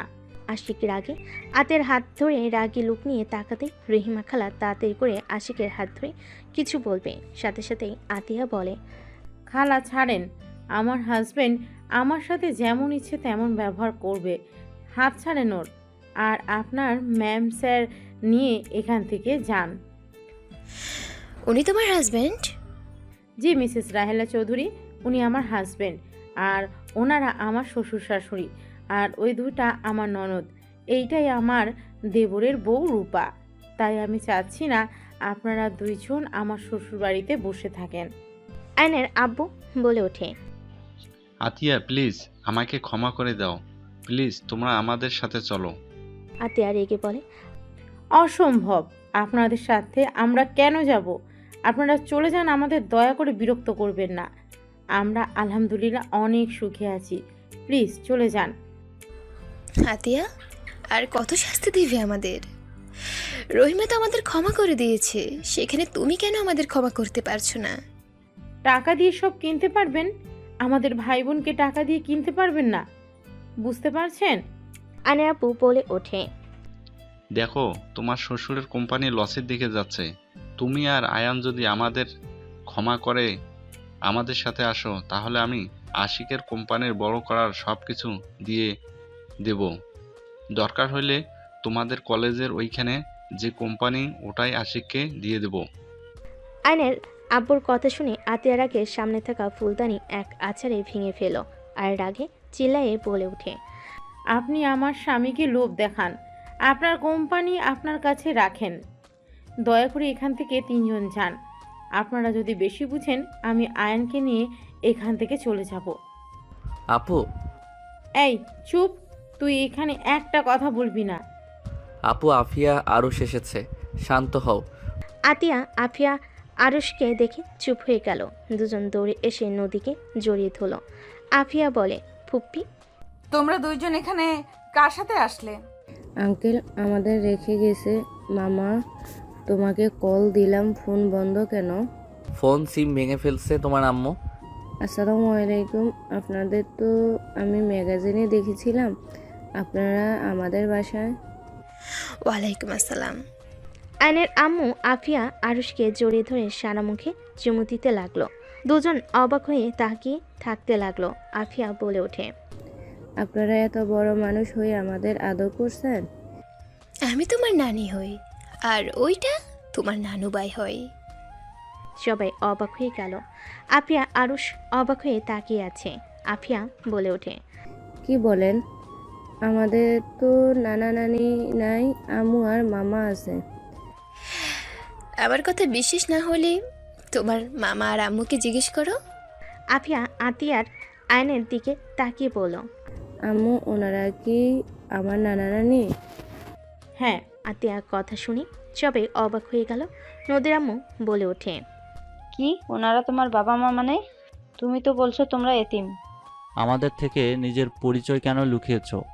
এত বড় বাড়ির ছেলে মেয়ে হয়ে ওই বস্তিতে কি করছিলে? এইসব মানে কি?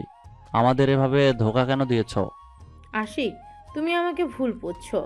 আমি তোমাদের ধোকা দিতে চাই নাই। আমি ওনাদের পরিচয়ে বাঁচতে চাই না। আমরা ভাই বোন ওনাদের পরিচয় নিয়ে থাকতে চাই না। দয়া করে তোমরা আমাকে ভুল বুঝো না। আমি ওনাদের ঘৃণা করি। আমি চাই নাই আমার ছোট ভাই আমার বাবা বড় ভাইদের মতো হোক, আর টাকা কারণে অভদ্র তৈরি হোক। মানুষকে মানুষ মনে করবে না, টাকার গরমে সব কিনে নেওয়ার চেষ্টা করবে, অন্যায় করে টাকা দিয়ে মুখ বন্ধ রাখবে। এমন যেন না হয়। সেই জন্য আমি আমার ভাইকে নিয়ে দেশে এসেছি। আমার ভাইকে আমি আমার মনের মতো করে বড় করতে পেরেছি, এটাই আমার সফলতা। ওইখানে যদি রাখতাম, আমার ভাই একটা অমানুষ হতো, আর ওই বাড়িতে আমার দম বন্ধ হয়ে আসতো। অনেক কিছু চাইলে বলা যায় না আশিক, শুধু এইটা মাথায় রেখো, এমন কিছু আছে যার জন্য আমার বাবা মা ভাইকে আমি ঘৃণা করি। কেন ঘৃণ্য করো? রাজপ্রাসাদ রেখে বস্তিতে থাকতে কি এমন করেছো যে তোমরা ওইখান থেকে চলে এসেছো? আর আয়ানকে এত শাসনে কেন রাখতে? আয়ানকে সবসময় অভাবের ভেতরে রাখার কেন চেষ্টা করতে? কিন্তু তুমি তো আমাকে বলতে পারতে, আমার ফ্যামিলিকে না বললে। বাট তুমি তো আমার সাথে কোনো কিছু শেয়ার করো না। এই তোমার ভালোবাসা, 7 বছর ধরে আমার সাথে আসো, কিন্তু একবারও বললাম না আমাকে। বের হয়ে যাও এখান থেকে। তুমি আমাদের সবাইকে ধোঁকা দিয়েছো। ধোঁকাবাজ মেয়েকে আমি আমার বউ হিসেবে দেখতে চাই না। এখনই বের হয়ে যাও। আশিক, চুপ, একদম আমার নাম ধরে ডাকবে না। ভাইয়া, তুমি কথা বলো না। তুমি নিজেও কাউকে কিছু জানাও নাই। তুমি ছোট হয়ে সব কিছু লুকিয়ে গেছো। আপনারা আপুর সংসার ভাঙতে ভালো লাগছে নাকি? আপনারা কেন আমাদের ভিতরে আসেন? আশিক বাবা, আমার মেয়েকে ভুল বোঝো না। চুপ করেন। আমাদের স্বামী স্ত্রীর মাঝে আপনি কথা বলবেন না। আমার সন্তানদের রেখে তোমাকে যেতে হবে। আশিক, চুপ করো। বৌমা কোথাও যাবে না। সবার সমস্যা থাকতে পারে, কোনো তো কারণ আছে। না হলে কেউ এত বড় জীবন যাপন রেখে সবার থেকে লুকিয়ে থাকে? আমি তো ওর স্বামী। কাউকে কিছু না বললে আমাকে তো বলতে পারতো নাকি? ওই আমাকে কিছু বলে নাই। আমি ওকে গরিব ভালো ভদ্র মেয়ে টিউটর হিসেবে বিয়ে করেছিলাম। আর ওই কিনা আমাদের মিথ্যা পরিচয় দিয়েছিল। মিথ্যা কথা বলে গেছে এতদিন। আতিয়া আশিকের পা জড়িয়ে ধরলে। আয়নের আব্বু কিছু বলতে যাবে, সাথে সাথে আয়নের আম্মু হাত ধরে থামিয়ে দিল। আতিয়া আশিকের পা জড়িয়ে ধরে কান্না করতে করতে বলে, আশিক প্লিজ, আমাকে ক্ষমা করে দাও। আমি মানছি আমার তোমাকে বলা উচিত ছিল, কিন্তু আমি তোমাকে বললে তুমি আমাকে বারবার জেরা করতে, কেন বের হয়ে এসেছি নানা ধরনের প্রশ্ন করতে, যেটা আমি তোমাকে বলতে চাই না। দেখো, সবার পার্সোনাল ব্যাপার থাকে যা সবাইকে বলা যায় না। প্লিজ আশিক, আমাকে ক্ষমা করে দাও। আর আমি সত্যিটা বললে তোমরা সবাই আমাকে ঘৃণা করবে। কি এমন কথা যে সবাই তোমাকে ঘৃণা করবে? আশিক, মামুনি অনেক ভালো। মামুনিকে তুই ভুল বুঝিস না। সব কিছু বলা যায় না। কাউকে বলা না গেলে আমাকে তো বলা যায়, তাই না? আতিয়া, পা ছাড়ো, বিরক্ত লাগছে। আর শোনো, তোমার বাবা মায়ের সাথে দুজন চলে যাও। আমি যাব না। আমি ওনাদের সাথে যেতে চাই না। আমি যদি যাই আমাদের আর কখনো বাংলাদেশে আসতে দেবে না। ওনাদের মান সম্মানে লাগবে এই বাড়ির বউ বলে। ভাইয়া প্লিজ আমাদের ক্ষমা করে দেন। আয়ন আশিকের সামনে গিয়ে ক্ষমা চাইলে আশিক কিছু না বলে আতিয়াকে সরিয়ে দিয়ে রুমে চলে গেল।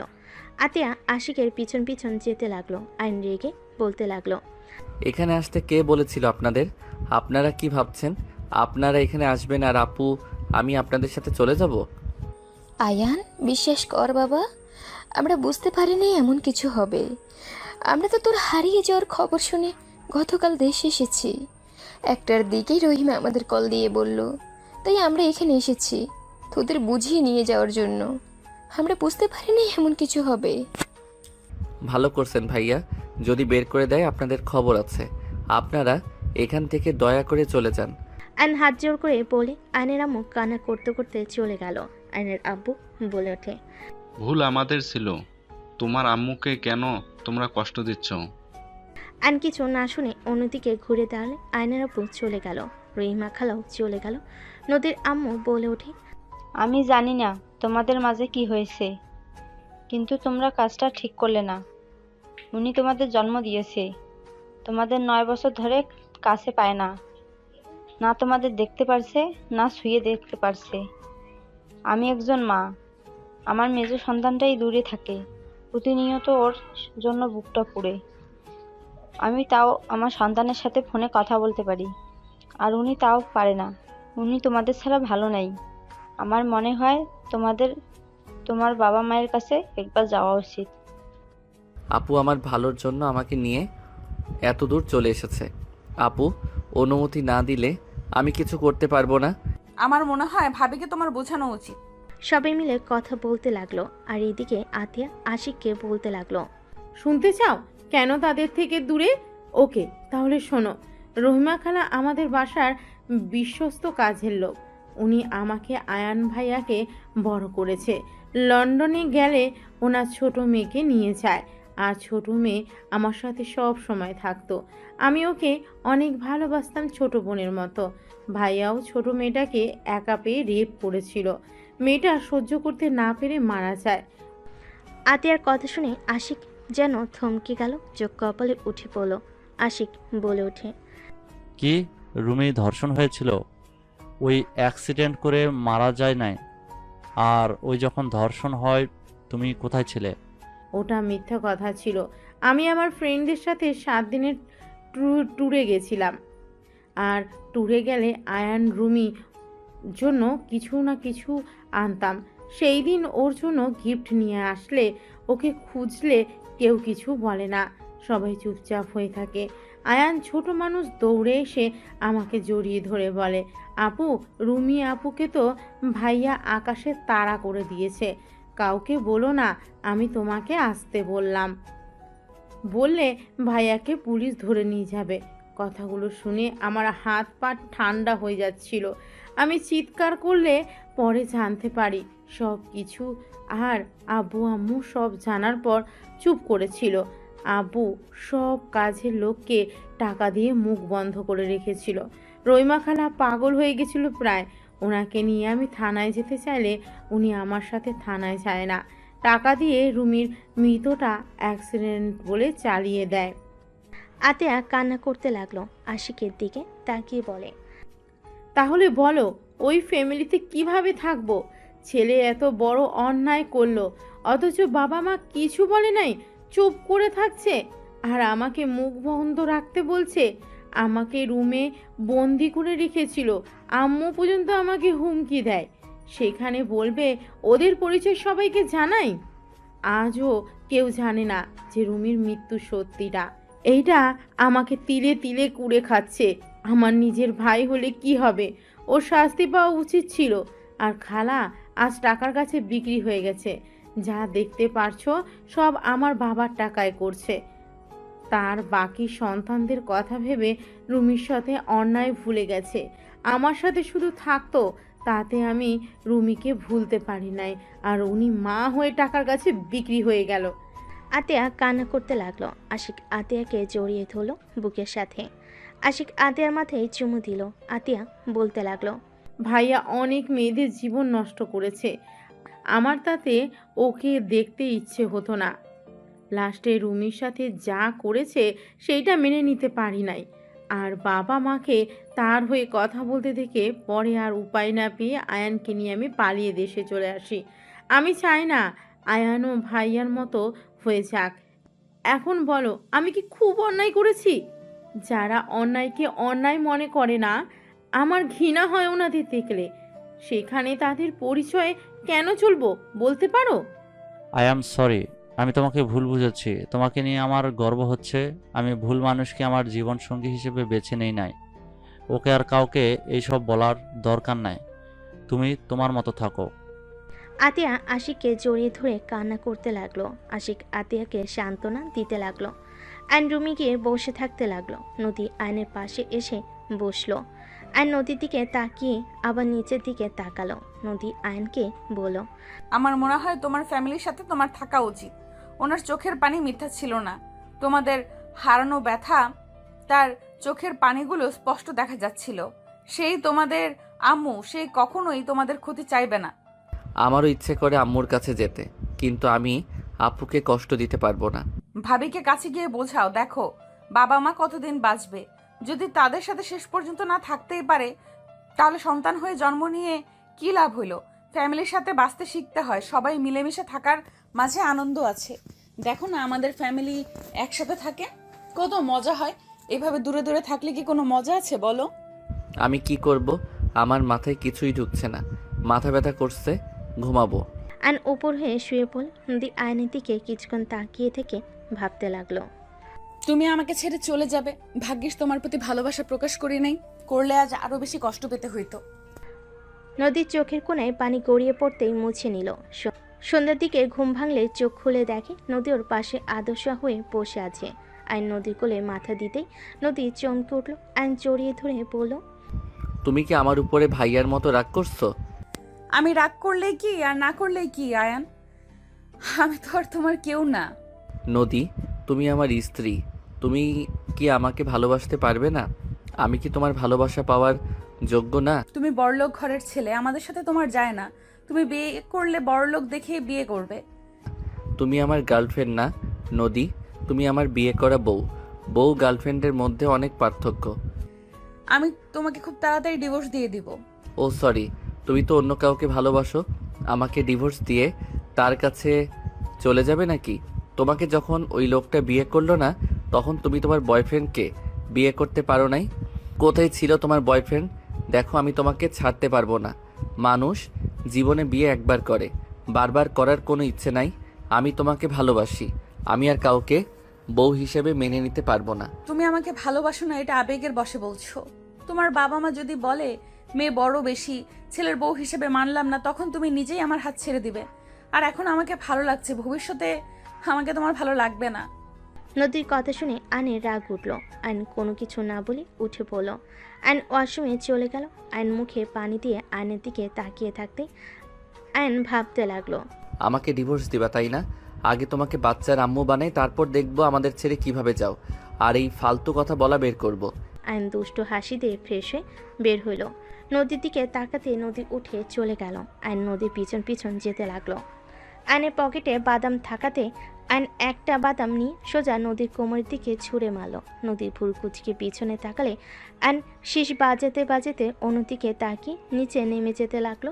নদী বলে উঠল, ফাজিল কোথাকার, বেয়াদব ছেলে একটা। নদীর কথা শুনে সবাই নদীর দিকে তাকালো। আয়ন নদীর দিকে তাকিয়ে বলে, এক্সকিউজ মি, আমাকে কিছু বলছেন? থাপ্পড় মেরে দাঁত ফেলে দিব। আন্টি, এটা কি ধরনের বেয়াদব বলেন তো? স্বামীর দাঁত ফেলে দিলে সবাই ওনাকে বলবে না? দাঁত ছাড়া স্বামী, মান সম্মান কার যাবে বলেন তো? আয়নের কথা শুনে আতিয়াবাদে সবাই হেসে দিল। নদী রেগে বলে উঠল, জাস্ট শাট আপ আয়ান। ঢং। আয়ন কথাটা বলে নিচে নামলো। নদী নিচে নেমে সোফায় বসলে আতিয়া বলে ওঠে, নদী, মন থেকে একটা কথা বলবে? কি কথা ভাবি? তুমি কি সত্যি আয়নের সাথে থাকতে চাও না? দেখো, মন থেকে বলো। যদি না থাকতে চাও তাহলে আমাদের বলো। আতিয়ার কথা শুনে নদী চুপ করে থাকলো। আয়ন বলে ওঠে, আপু, ওনার কথা রাখো। আমি ওনাকে ডিভোর্স দিব না। উনি আমাকে মেনে নিক বা না নিক, উনি আমার স্ত্রী নামে থাকবে। আমি বেঁচে থাকতে ওনাকে অন্য কারো হতে দিব না। Just shut up. কেউ থাকতে না চাইলে তাকে জোর করে রাখা যায় না আয়ান। যে চলে যেতে চায় তাকে চলে যেতে দিতে হয়, না হলে সেই তীরে তীরে কষ্ট পেতে পেতে মারা যাবে। আপু, আমি ওনাকে ছাড়া কাউকে আমার লাইফে চাই না। উনি আমার স্ত্রী, উনি থাকবে সারা জীবন। বলো। আয়নের কথা শুনে নদী অবাক হয়ে তাকালো। তুলি বলে উঠল, আয়ান তোমাকে সবার সামনে চাচ্ছে, আর তুমি এত ভাব কেন নাও আপু? এসব আবেগ, আবেগ চলে গেলে তখন আর আমাকে ভালো লাগবে না। বারবার এক কথা কেন বলো? আমি একবারও বলছি এইটা আমার আবেগ, তুমি আমার স্ত্রী, তাই আমি তোমাকে ভালোবাসতে শুরু করছি। বলতে ভালোবাসি। দেখো, আমি তোমাকে চেয়েছি মানে তোমার আমার হয়ে থাকতে হবে। তোমার বয়ফ্রেন্ড যেই থাকুক আমি তার হতে দিব না। আয়ান, সব কিছুতে জেদ মানায় না। ওই না থাকলে জোর করে কিভাবে রাখবি? ওই আস্তে আস্তে ঠিক আমাকে ভালোবাসবে, এইটা আমার বিশ্বাস। চুপ কর নদী, তুমি ভেবে দেখো। যদি দেখো না থাকা সম্ভব না, তাহলে ডিভোর্স লেটার দিয়ে দিও। আমার ভাবার কিছু নাই, আমি ওর সাথে থাকতে পারবো না। নদীর কথা শুনে আয়নের রাগ হতে লাগলো। আয়ান বলতে লাগলো, মন থেকে বলছো নাকি? তুমি বুকে হাত দিয়ে আমার চোখের দিকে তাকিয়ে যদি এই কথা বলতে পারো, যাও, আমি তোমাকে নিজে ছেড়ে দিব। তোমাকে আমি কখনোই ডিস্টার্ব করব না। আয়ন নদীর সামনে গিয়ে হাঁটুকে বসে পড়ল। তাকাও আমার দিকে। এইসব ফালতু ডায়লগ দিবে না তো। আমি যেটা বলছি ওইটা করো। ওইসব করা লাগবে না আমার। আমি ভালোবাসি না, এটাই আসল কথা। এত নাটক আমি করতে পারবো না। নাটক লাস্টবার করো। আমার দিকে তাকিয়ে কথাগুলো বললে আমি আর তোমার সাথে থাকবো না। আয়ন জোরাজুরি করতে লাগলো। এক পর্যায়ে আয়নের উপরে বিরক্ত হয়ে নদী চিল্লাইয়ে বলে উঠল, আমি তোমাকে ভালোবাসি না। এক কথা কতবার বলবো? হ্যাঁ, তোমার দিকে তাকিয়ে বলছি, কান খুলে শুনে নাও। আমি তোমাকে ভালোবাসি না মানে ভালোবাসি না। তোমার সাথে সংসার করা আমার পক্ষে সম্ভব না। দয়া করে আমাকে মুক্তি দাও প্লিজ। আমার লাইফ থেকে চলে যাও তুমি। নদী কথাগুলো শেষ করতেই আয়ন কিছু না বলে উঠে পড়ল। আয়ন মুখে হাসি রেখা টেনে বলে, ঠিক আছে, মুক্তি দিয়ে দিব। বুঝেছি, আমার সব ধারণা ভুল ছিল। আসলে তুমি আমাকে ভালোবাসো না। আয়নের চোখের কোণে পানি আসতে লাগলো। আয়ন চোখ মুছতে লাগলো। তুলি কিছু বলতে গেলে আয়ন বলে, চুপ করো, আর কাউকে ওনাকে বোঝানোর দরকার নাই। আপু, ঠিক বলছো, জোর করে রাখা উচিত না। আসলে উনি আমাকে ভালোবাসে না, অন্য কাউকে ভালোবাসে। আতিয়া কিছু বলতে যাবে আইন রেখে নদীর দিকে তাকিয়ে বলল, 1 তালাক 2 তালাক। আয়ান কি করছিস? আয়ান এমনটা করো না। আপু, দয়া করে কেউ আমাকে বাধা দিবেন না। 3 তালাক। যান, আপনি আজ থেকে মুক্ত। সঠিক সময় ডিভোর্স লেটার পেয়ে যাবেন। আইন চোখের পানি মুছতে লাগলো। নদীর আম্মু থ হয়ে সোফায় বসে পড়ল। নদীর কানে তালাক শব্দটা ভাসতে লাগলো। নদীর শরীরের শক্তি যেন এক নিমিষেই হারিয়ে গেছে। নদী পাথরের মতো বসে থেকে আইনের দিকে তাকিয়ে থাকতে লাগলো। আইন চোখ মুছতে মুছতে বলে, আপু, আমি এখানে থাকতে পারবো না। আমি আম্মু আব্বুর সাথে একদিন থাকতে চাই। তারপর আমার মন যেদিকে যাবে আমি সেদিকে চলে যাব। কোথায় যাবি? জানি না, এখানে আমি আর থাকতে পারবো না। ওনাকে দেখলে আমার কষ্ট হবে। ওকে, তুই যা আম্মু আবুর কাছে, আমি ঠিকানা বলে দিচ্ছি। আপু, একটা কথা বলবো? দেখো, ভাইয়া ভুল করছে। আম্মুর তো কোনো দোষ নাই। সময় হইলে তুমিও চলে এসো আপু, দেখা করতে। উনি আমাদের জন্ম দিয়েছে। যত রাগ দেখাও না কেন আপু, তুমিও আম্মুকে অনেক মিস করো। যদি কখনো মনে হয় চলে এসো। আর আঙ্কেল আন্টি, ভাইয়া, তুলি ভাবি, আমাকে ক্ষমা করে দিয়েন আমি আপনাদের সাথে অন্যায় করে থাকলে। আরুষ, আফিয়া মামা, তোমাদের অনেক ভালোবাসি। সাবধানে থেকো, মামাকে ভুলে যাও না। আইন আরুষ আফিয়াকে জড়িয়ে ধরে আদর করতে লাগলো আর চোখ মুছতে লাগলো। আইন ওর আপুকে জড়িয়ে ধরে বলল, ভালো থেকো আপু, আর বিআইন ভালো থাকবেন। আজ থেকে আপনি আমার আবারও বিআইন হয়ে গেলেন। আপনাকে মুক্ত করে দিয়েছি। ভুল করলে ক্ষমা করে দিয়েন। আইন চোখের পানি মুছতে মুছতে বের হয়ে গেল। নদীর আপু আম্মু চুপচাপ বসে থাকলো। আশিক রেখে নদীর দিকে তাকিয়ে বলল, নেন, তোকে তো মুক্তি করে দিল, এখন সুখে থাক। সব কিছুতে তো নিজের সিদ্ধান্ত উপরে থাকস। আমাদের ক্ষমা কর। আয়ানের সাথে তোকে বিয়ে দিয়ে আমরা বড় ভুল করেছিলাম। যাক, তুই নিজেই তো সরিয়ে দিলি, ভালো করছস। ডিভোর্স লেটার পাঠিয়ে দিস ওকে। আশিক রেগে চলে গেল। নদীর চোখ দিয়ে পানি গড়িয়ে পড়তে লাগলো। তুলি নদীকে ধাক্কা দিতে নদী ফুলরে পড়ে গেল। আতিয়া দৌড়ে গিয়ে নদীকে দেখে নদী অজ্ঞান হয়ে গেছে। আতিয়া রূপা ডাকতে লাগলো। তুলি দৌড়ে গিয়ে পানি নিয়ে আসলো। রূপা নদীর মুখে পানি দিতে দিতে বলতে লাগলো, নদী, এই নদী, চোখ খুলো। কি হলো তোমার? চোখ খুলো। নদী, চোখ খোলো। নদীর জ্ঞান ফিরলে নদী উঠে দাঁড়িয়ে গেল। কাউকে কিছু না বলে পাথরের মতো সোজা সেই ভেঙে উপরে চলে গেল। রুমে গিয়ে দরজা লাগিয়ে দিয়ে নদীর জোরে চিৎকার দিয়ে হামা করে কান্না করতে লাগলো। নদী কান্না করতে করতে খাটের উপর হয়ে শুয়ে পড়ে। কান্না করতে করতে বলতে লাগলো, আমার এত কষ্ট কেন হচ্ছে? আমি নিজেই তো তোমাকে বাধ্য করলাম। কিন্তু আয়ান, তুমি আমাকে কিভাবে তালাক দিতে পারলে? তুমি আমার মন বুঝেও কিভাবে লাস্টে এটা করতে পারলে? নদী কথাগুলো বিড়বিড় করে কান্না করতে লাগলো। এদিকে আইন ঠিকানা অনুযায়ী চলে গেল। আইন বাসার সামনে গেলে দারোয়ান আইনকে থামিয়ে দিল। আইন বলতে লাগলো, আমাকে যেতে দেন, আমি এই বাড়ির ছেলে। আইনের কথা শুনে দারোয়ান বডিগার্ড হাসতে লাগলো। দারোয়ান বলে ওঠে, ওই ছেলে, এখান থেকে যা, বিরক্ত করিস না। বেশি বুঝলে পুলিশে ধরিয়ে দেব। কথাগুলো বলে একজন আইনকে ধাক্কা দিলে সাথে সাথে এক গাড়ির সাথে ধাক্কা খেলো। ধাক্কা খেয়ে রাস্তায় পড়ে গেল। গাড়ি থেকে সাথে বের হয়ে দৌড়ে আইনের কাছে গিয়ে তুলে পড়ল। আয়ান, তুমি এখানে? আর ওই, আপনারা ওকে ধাক্কা কেন দিলেন? আর একটু হলে কি হতো? দারোয়ান সাথীকে সালাম দিয়ে বলে, ম্যাম, এই ছেলেটা কখন থেকে বিরক্ত করছে? বলে উনি নাকি স্যারের ছেলে। ঠিক তো বলছে, ওই এই বাড়ির ছেলে। সরেন সামনে থেকে। সবাই অবাক হয়ে তাকালো।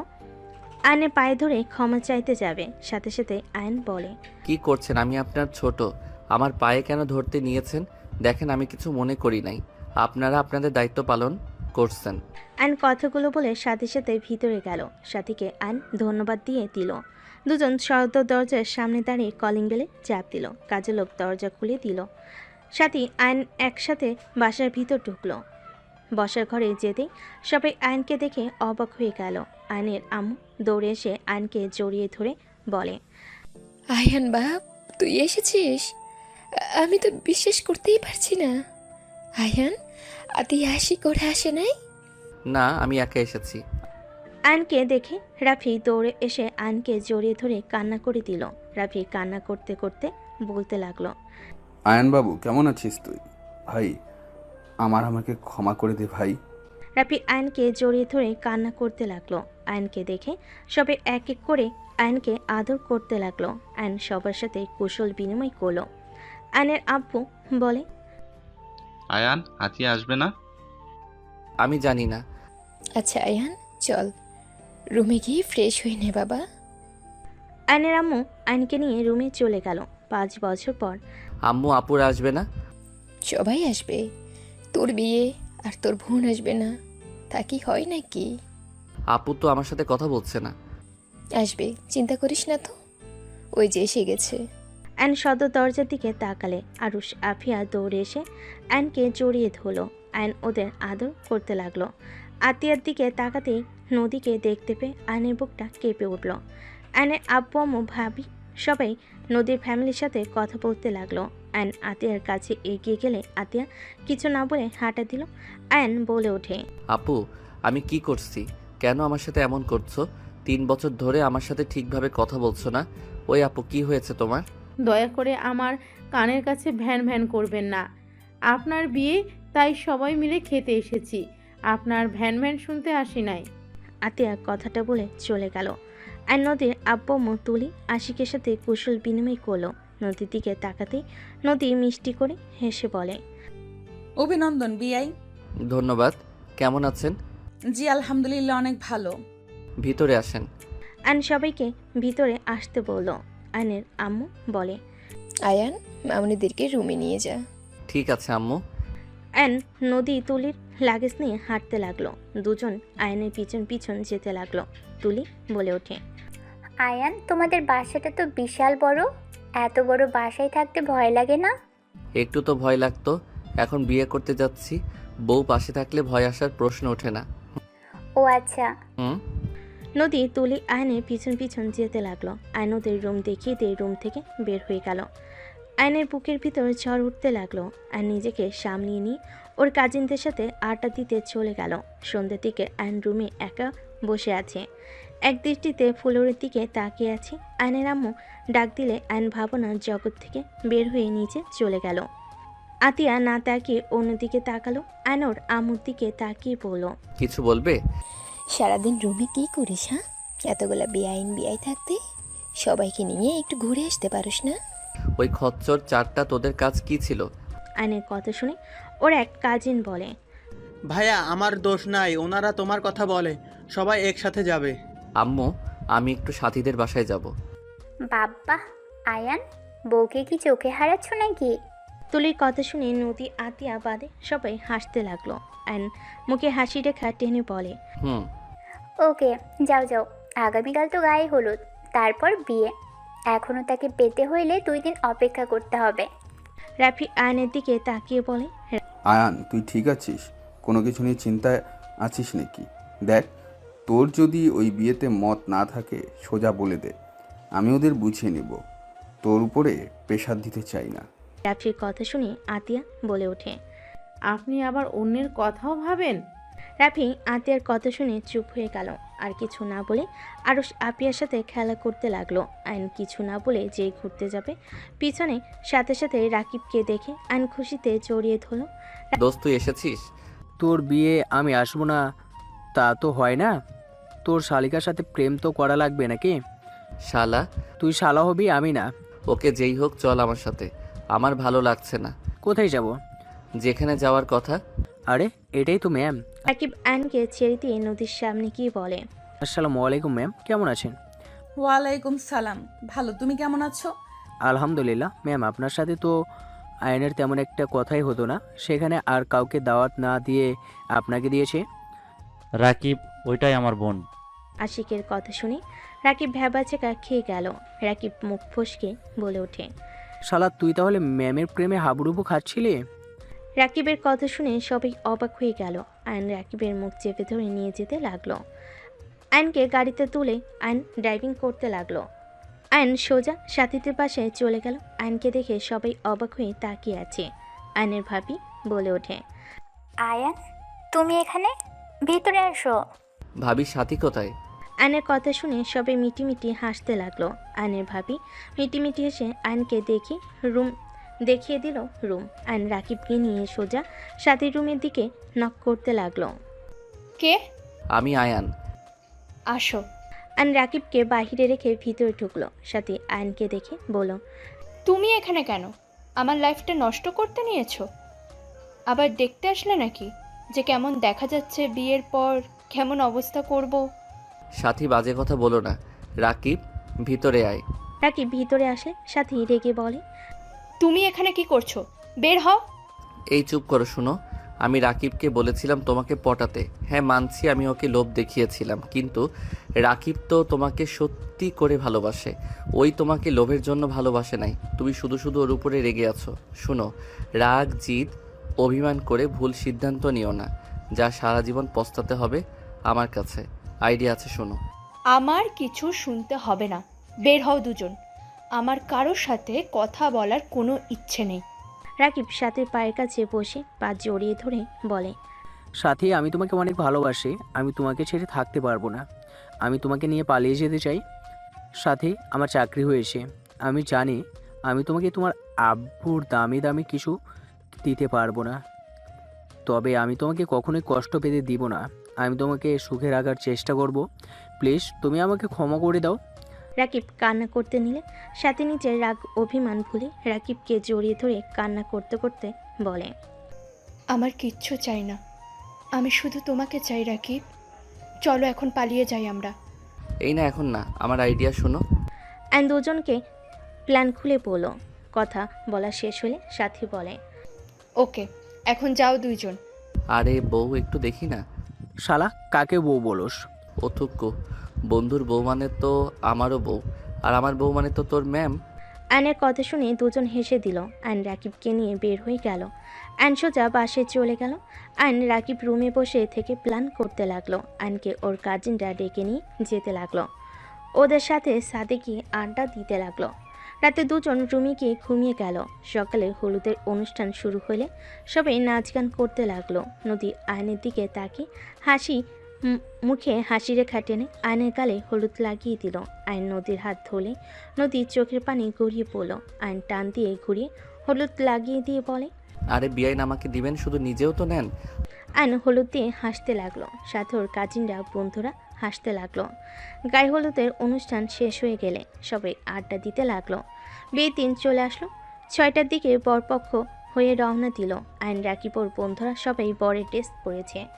সবাই রুমাল দিয়ে মুখ ঢেকে রেখেছে। সাথীদের বাসার সামনে গেটে নামলে সবাই একসাথে ভিতরে গিয়ে বসে পড়ল। অ্যান্ড আস্তে আস্তে ওইখান থেকে সোজা কাজীর কাছে চলে গেল। কাজীকে টাকা দিয়ে রাকিবের আর সাথীর বিয়ে সব কিছু লিখে রাখতে বলল। ওখানে ঠিক করে অ্যান্ড রাকিবকে টেক্সট দিয়ে ওখান থেকে চলে গেল। অ্যান্ড সোজা ব্রিজের নিচে চলে গেল।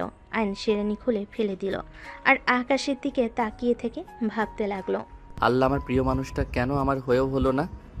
সাথীর মতো কেন আমাকে ভালোবাসতে পারলো না? সাথী রাকিবের ধোঁকা জেনেও তোকে কবুল করে নিল, আর আমার ভালোবাসার মানুষের কাছে আমি কি অন্যায় করেছিলাম? কেন সে আমাকে বলল ওই আমাকে ভালোবাসে না? আমি কি সত্যি কারো ভালোবাসা পাওয়ার যোগ্য না? আয়ন চোখের পানি ফেলতে লাগলো। আয়ন সারা রাত ব্রিজের নিচে গিয়ে কাটিয়ে দিল। সকালে ভোরের আলো ফুটতেই আয়ন ব্রিজের উপরে উঠে পড়ল। রিক্সা নিয়ে বাসায় চলে গেল। রিক্সা ভাড়া দিয়ে আয়ন ভিতরে চলে গেল। আয়ন বাসের ভিতরে ঢুকতেই বসার ঘরে গেলে সবাই আয়নের উপর রেগে কিছু বলবে। তার আগে নদী আয়নকে দেখে সিঁড়ি থেকে দৌড়ে নিচে দৌড়ে এসে আয়নকে শক্ত করে জড়িয়ে ধরে সারা মুখে চুমু দিতে দিতে বলতে লাগলো, আয়ান সারা রাত কোথায় ছিলে জানো? কত ভয় পেয়ে গেছিলাম। আয়ান, আমি তোমাকে অনেক ভালোবাসি। আমি তোমাকে ছাড়া কাউকে ভালোবাসতে পারবো না। আমি তোমাকে আমার জীবন থেকে বেশি ভালোবাসি। আয়ান, তোমাকে আমার ভালোবাসতে হবে না। আয়ান, তুমি শুধু আমাকে তোমার আশেপাশে থাকতে দিও, আমার তাতেই হবে। তাও তুমি আমার থেকে দূরে যেও না। নদী কথাগুলো বলে হামো করে কান্না করতে লাগলো। সবাই হতভম্ব হয়ে তাকিয়ে আছে। আয়নের চোখের কোণায় পানি গড়িয়ে পড়তে লাগলো। নদী আয়নকে আষ্টে পিষ্টে জড়িয়ে ধরে বলতে লাগলো, আয়ান, আমি কাউকে ভালোবাসি না। আমি তোমাকে ভালোবাসি। আমার কোনো বয়ফ্রেন্ড নাই আয়ান। তুমি সেদিন আমার পুরো কথা না শুনে সোফায় গিয়ে শুয়ে পড়লে। আয়ান, আমি সেদিন তোমাকে ভালোবাসার কথা বলেছিলাম। তুমি আমাকে বুঝতে পারো নাই আয়ান। আমি সবার মতো আমার ভালোবাসা আমি প্রকাশ করতে পারি না। তুমি তো আমাকে বুঝেও লাস্টে বুঝলে না আয়ান। আমি তোমাকে অন্য কারো হতে দেখতে পারবো না। নদী কান্না করতে করতে আয়নের পায়ের কাছে বসে পা জড়িয়ে ধরে কান্না করতে করতে বলতে লাগলো, আয়ান প্লিজ আমাকে ক্ষমা করে দাও। আমি তোমার কাছে ভিক্ষা চাচ্ছি। আমাকে তুমি আবারও নিজের কাছে টেনে নাও না। আমাকে লাস্ট বার সুযোগ দাও না আয়ান। আমি কথা দিচ্ছি, তুমি আমাকে মেরে কেটে ফেলে দিলেও আমি তোমাকে ছেড়ে যাব না। প্লিজ আমাকে তুমি ক্ষমা করে দাও। ক্ষমা করে আমাকে একটা সুযোগ দাও না। নদী কান্নায় ভেঙে পড়ল। আতিয়া বলে ওঠে, আয়ান, নদী তোকে অনেক ভালোবাসে। 3 বছর ধরে তোকে আমি এইসব বলার চেষ্টা করছি, তুই আমার কথা না শুনে কল কেটে দিতি। নদীর কোনো কথা শুনতে চাইতি না। এইসব হচ্ছেটা কি? নদী তো আয়ানের 1 বছরের বড়, ওর সাথে ওর ভালোবাসা কিভাবে হয়? ফাজলামি নিতেছিস? হ্যাঁ? আয়নের আম্মু আর কিছু বলবে তার আগে আয়ন নদীকে 2 হাত দিয়ে তুলে ধরে চোখের পানি মুছে দিয়ে বুকের সাথে জড়িয়ে ধরে বলে, কি করছো? আমার পায়ে কেন ধরছো? আমি তোমাকে ভালোবাসি আর সারা জীবন আমি তোমাকে ভালোবেসে যাব। তুমি আমার পাশে থাকো বা না থাকো, সেই দিন তুমি আমাকে ওইভাবে না বললে আজ একটা ভালো সম্পর্ক থাকতো। আয়ান, কি আবল তাবল বকছিস? নদী হাতিয়ার 1 বছরের ছোট হবে। ওই তোর বড় বোনের মতো। ওই আমার বোনের মতো না, ওই আমার স্ত্রীর মতো। আর আম্মু বারবার বড় বড় করবে না। ভালোবাসে আবার বড় ছোট কোনো ব্যাপার না, একে উপরের মনের মিল থাকাটা মেইন। বয়স তো পানির মতো বাড়তে থাকে। আর নদীকে যদি তোমাদের কারো বৌমা হিসেবে মেনে নিতে কষ্ট হয় তাহলে বলতে পারো, আমি নদীকে নিয়ে চলে যাব। তারপরও কারো কথা শুনে আমার ভালোবাসার মানুষের হাত ছাড়তে পারবো না। আয়নের কথা শুনে আয়নের আব্বু বলে, রাহেলা রাগ করো না, আমাদের সন্তানেরা যার সাথে থেকে সুখে থাকবে তার সাথে বিয়ে দেওয়াই ভালো। আয়নের বড় চাচু বলে ওঠে, যাক ভালোই হলো। শফিক শোনো, আমরা সবাই যখন আসি এই সুযোগে ওদের বিয়েটা দিয়ে দাও। কাজী নিয়ে আয়। আয়নের বড় চাচুর কথা শুনে আয়ন খুশি হইল। রাফি কাজীকে ফোন দিয়ে চলে আসতে বলল। কাজে আসলে আয়ন নদীর বিয়ে পড়িয়ে দিতে লাগলো। বিয়ে পড়ানো শেষ হলে রাকিব সাথে সাথে এসে পড়ল। ছি শালা বাবু, ছি, ম্যামকে বিয়ে করতে লজ্জা লাগে না? ছি বন্ধু কাজিন, ছি। এই ঢং বন্ধ করো। ছিছি করলে সাথীকে নিয়েও বাসর ঘরে চলে যাব। আমি রাজি। কুত্তা বিড়াল কি বলো? গলা টিপে মেরে ফেলবো। নদী আয়নের গলা ধরে সবাই হাসতে লাগলো। আয়ন নদীর হাত ধরে বলতে লাগলো, আরে আরে বউ, মজা করছি। সাথী রাকিবের বউ, বন্ধুর বউ, তার উপরে কাজিন, আবার বিআইন। একটু মজা করছি। সরি জান, ছাড়ো, ব্যথা লাগছে। যাই হোক, বলেন কেন? আয়ন উঠে নদীকে কোলে তুলে নিল। সবাই মিটিমিটি হাসতে লাগলো। নদী লজ্জায় আয়নের বুকে মুখ লুকিয়ে নিল। আয়ন নদীকে নিয়ে চলে গেল। রাকিব বলতে লাগলো, শালাবাবু, আরেকটা বিয়ে করলে আমাকে ভাগ দিস। তোর মনে হয় মার খাওয়ার ইচ্ছে জাগছে। সাথী মারতে যাবে। রাকিব কানে হাত দিয়ে উঠবোস করতে লাগলো। আর আয়ান নদীকে খাটের উপরে গেলে দুষ্টু হাসি দিয়ে এগিয়ে যেতে নিলে নদী দুষ্টু নজরে তাকাতেই আয়ান ফিক করে হেসে বলল, আরে বাহ, বউকে পুরো পুচ্ছি লাগছে। তাই দেখাচ্ছি মজা। নদী কথাগুলো বলে আয়নের শার্ট ধুয়ে টান দিয়ে নিচে ফেলে দিয়ে ঝাঁপিয়ে পড়ল। আয়ন নদীকে নিয়ে সুখের সাগরে চলে গেল। কি ভাই, এত খুশি হওয়ার কিছু নাই? আপনি তো সিঙ্গেল, যান যান, এদের রোমাঞ্চ করতে দেন।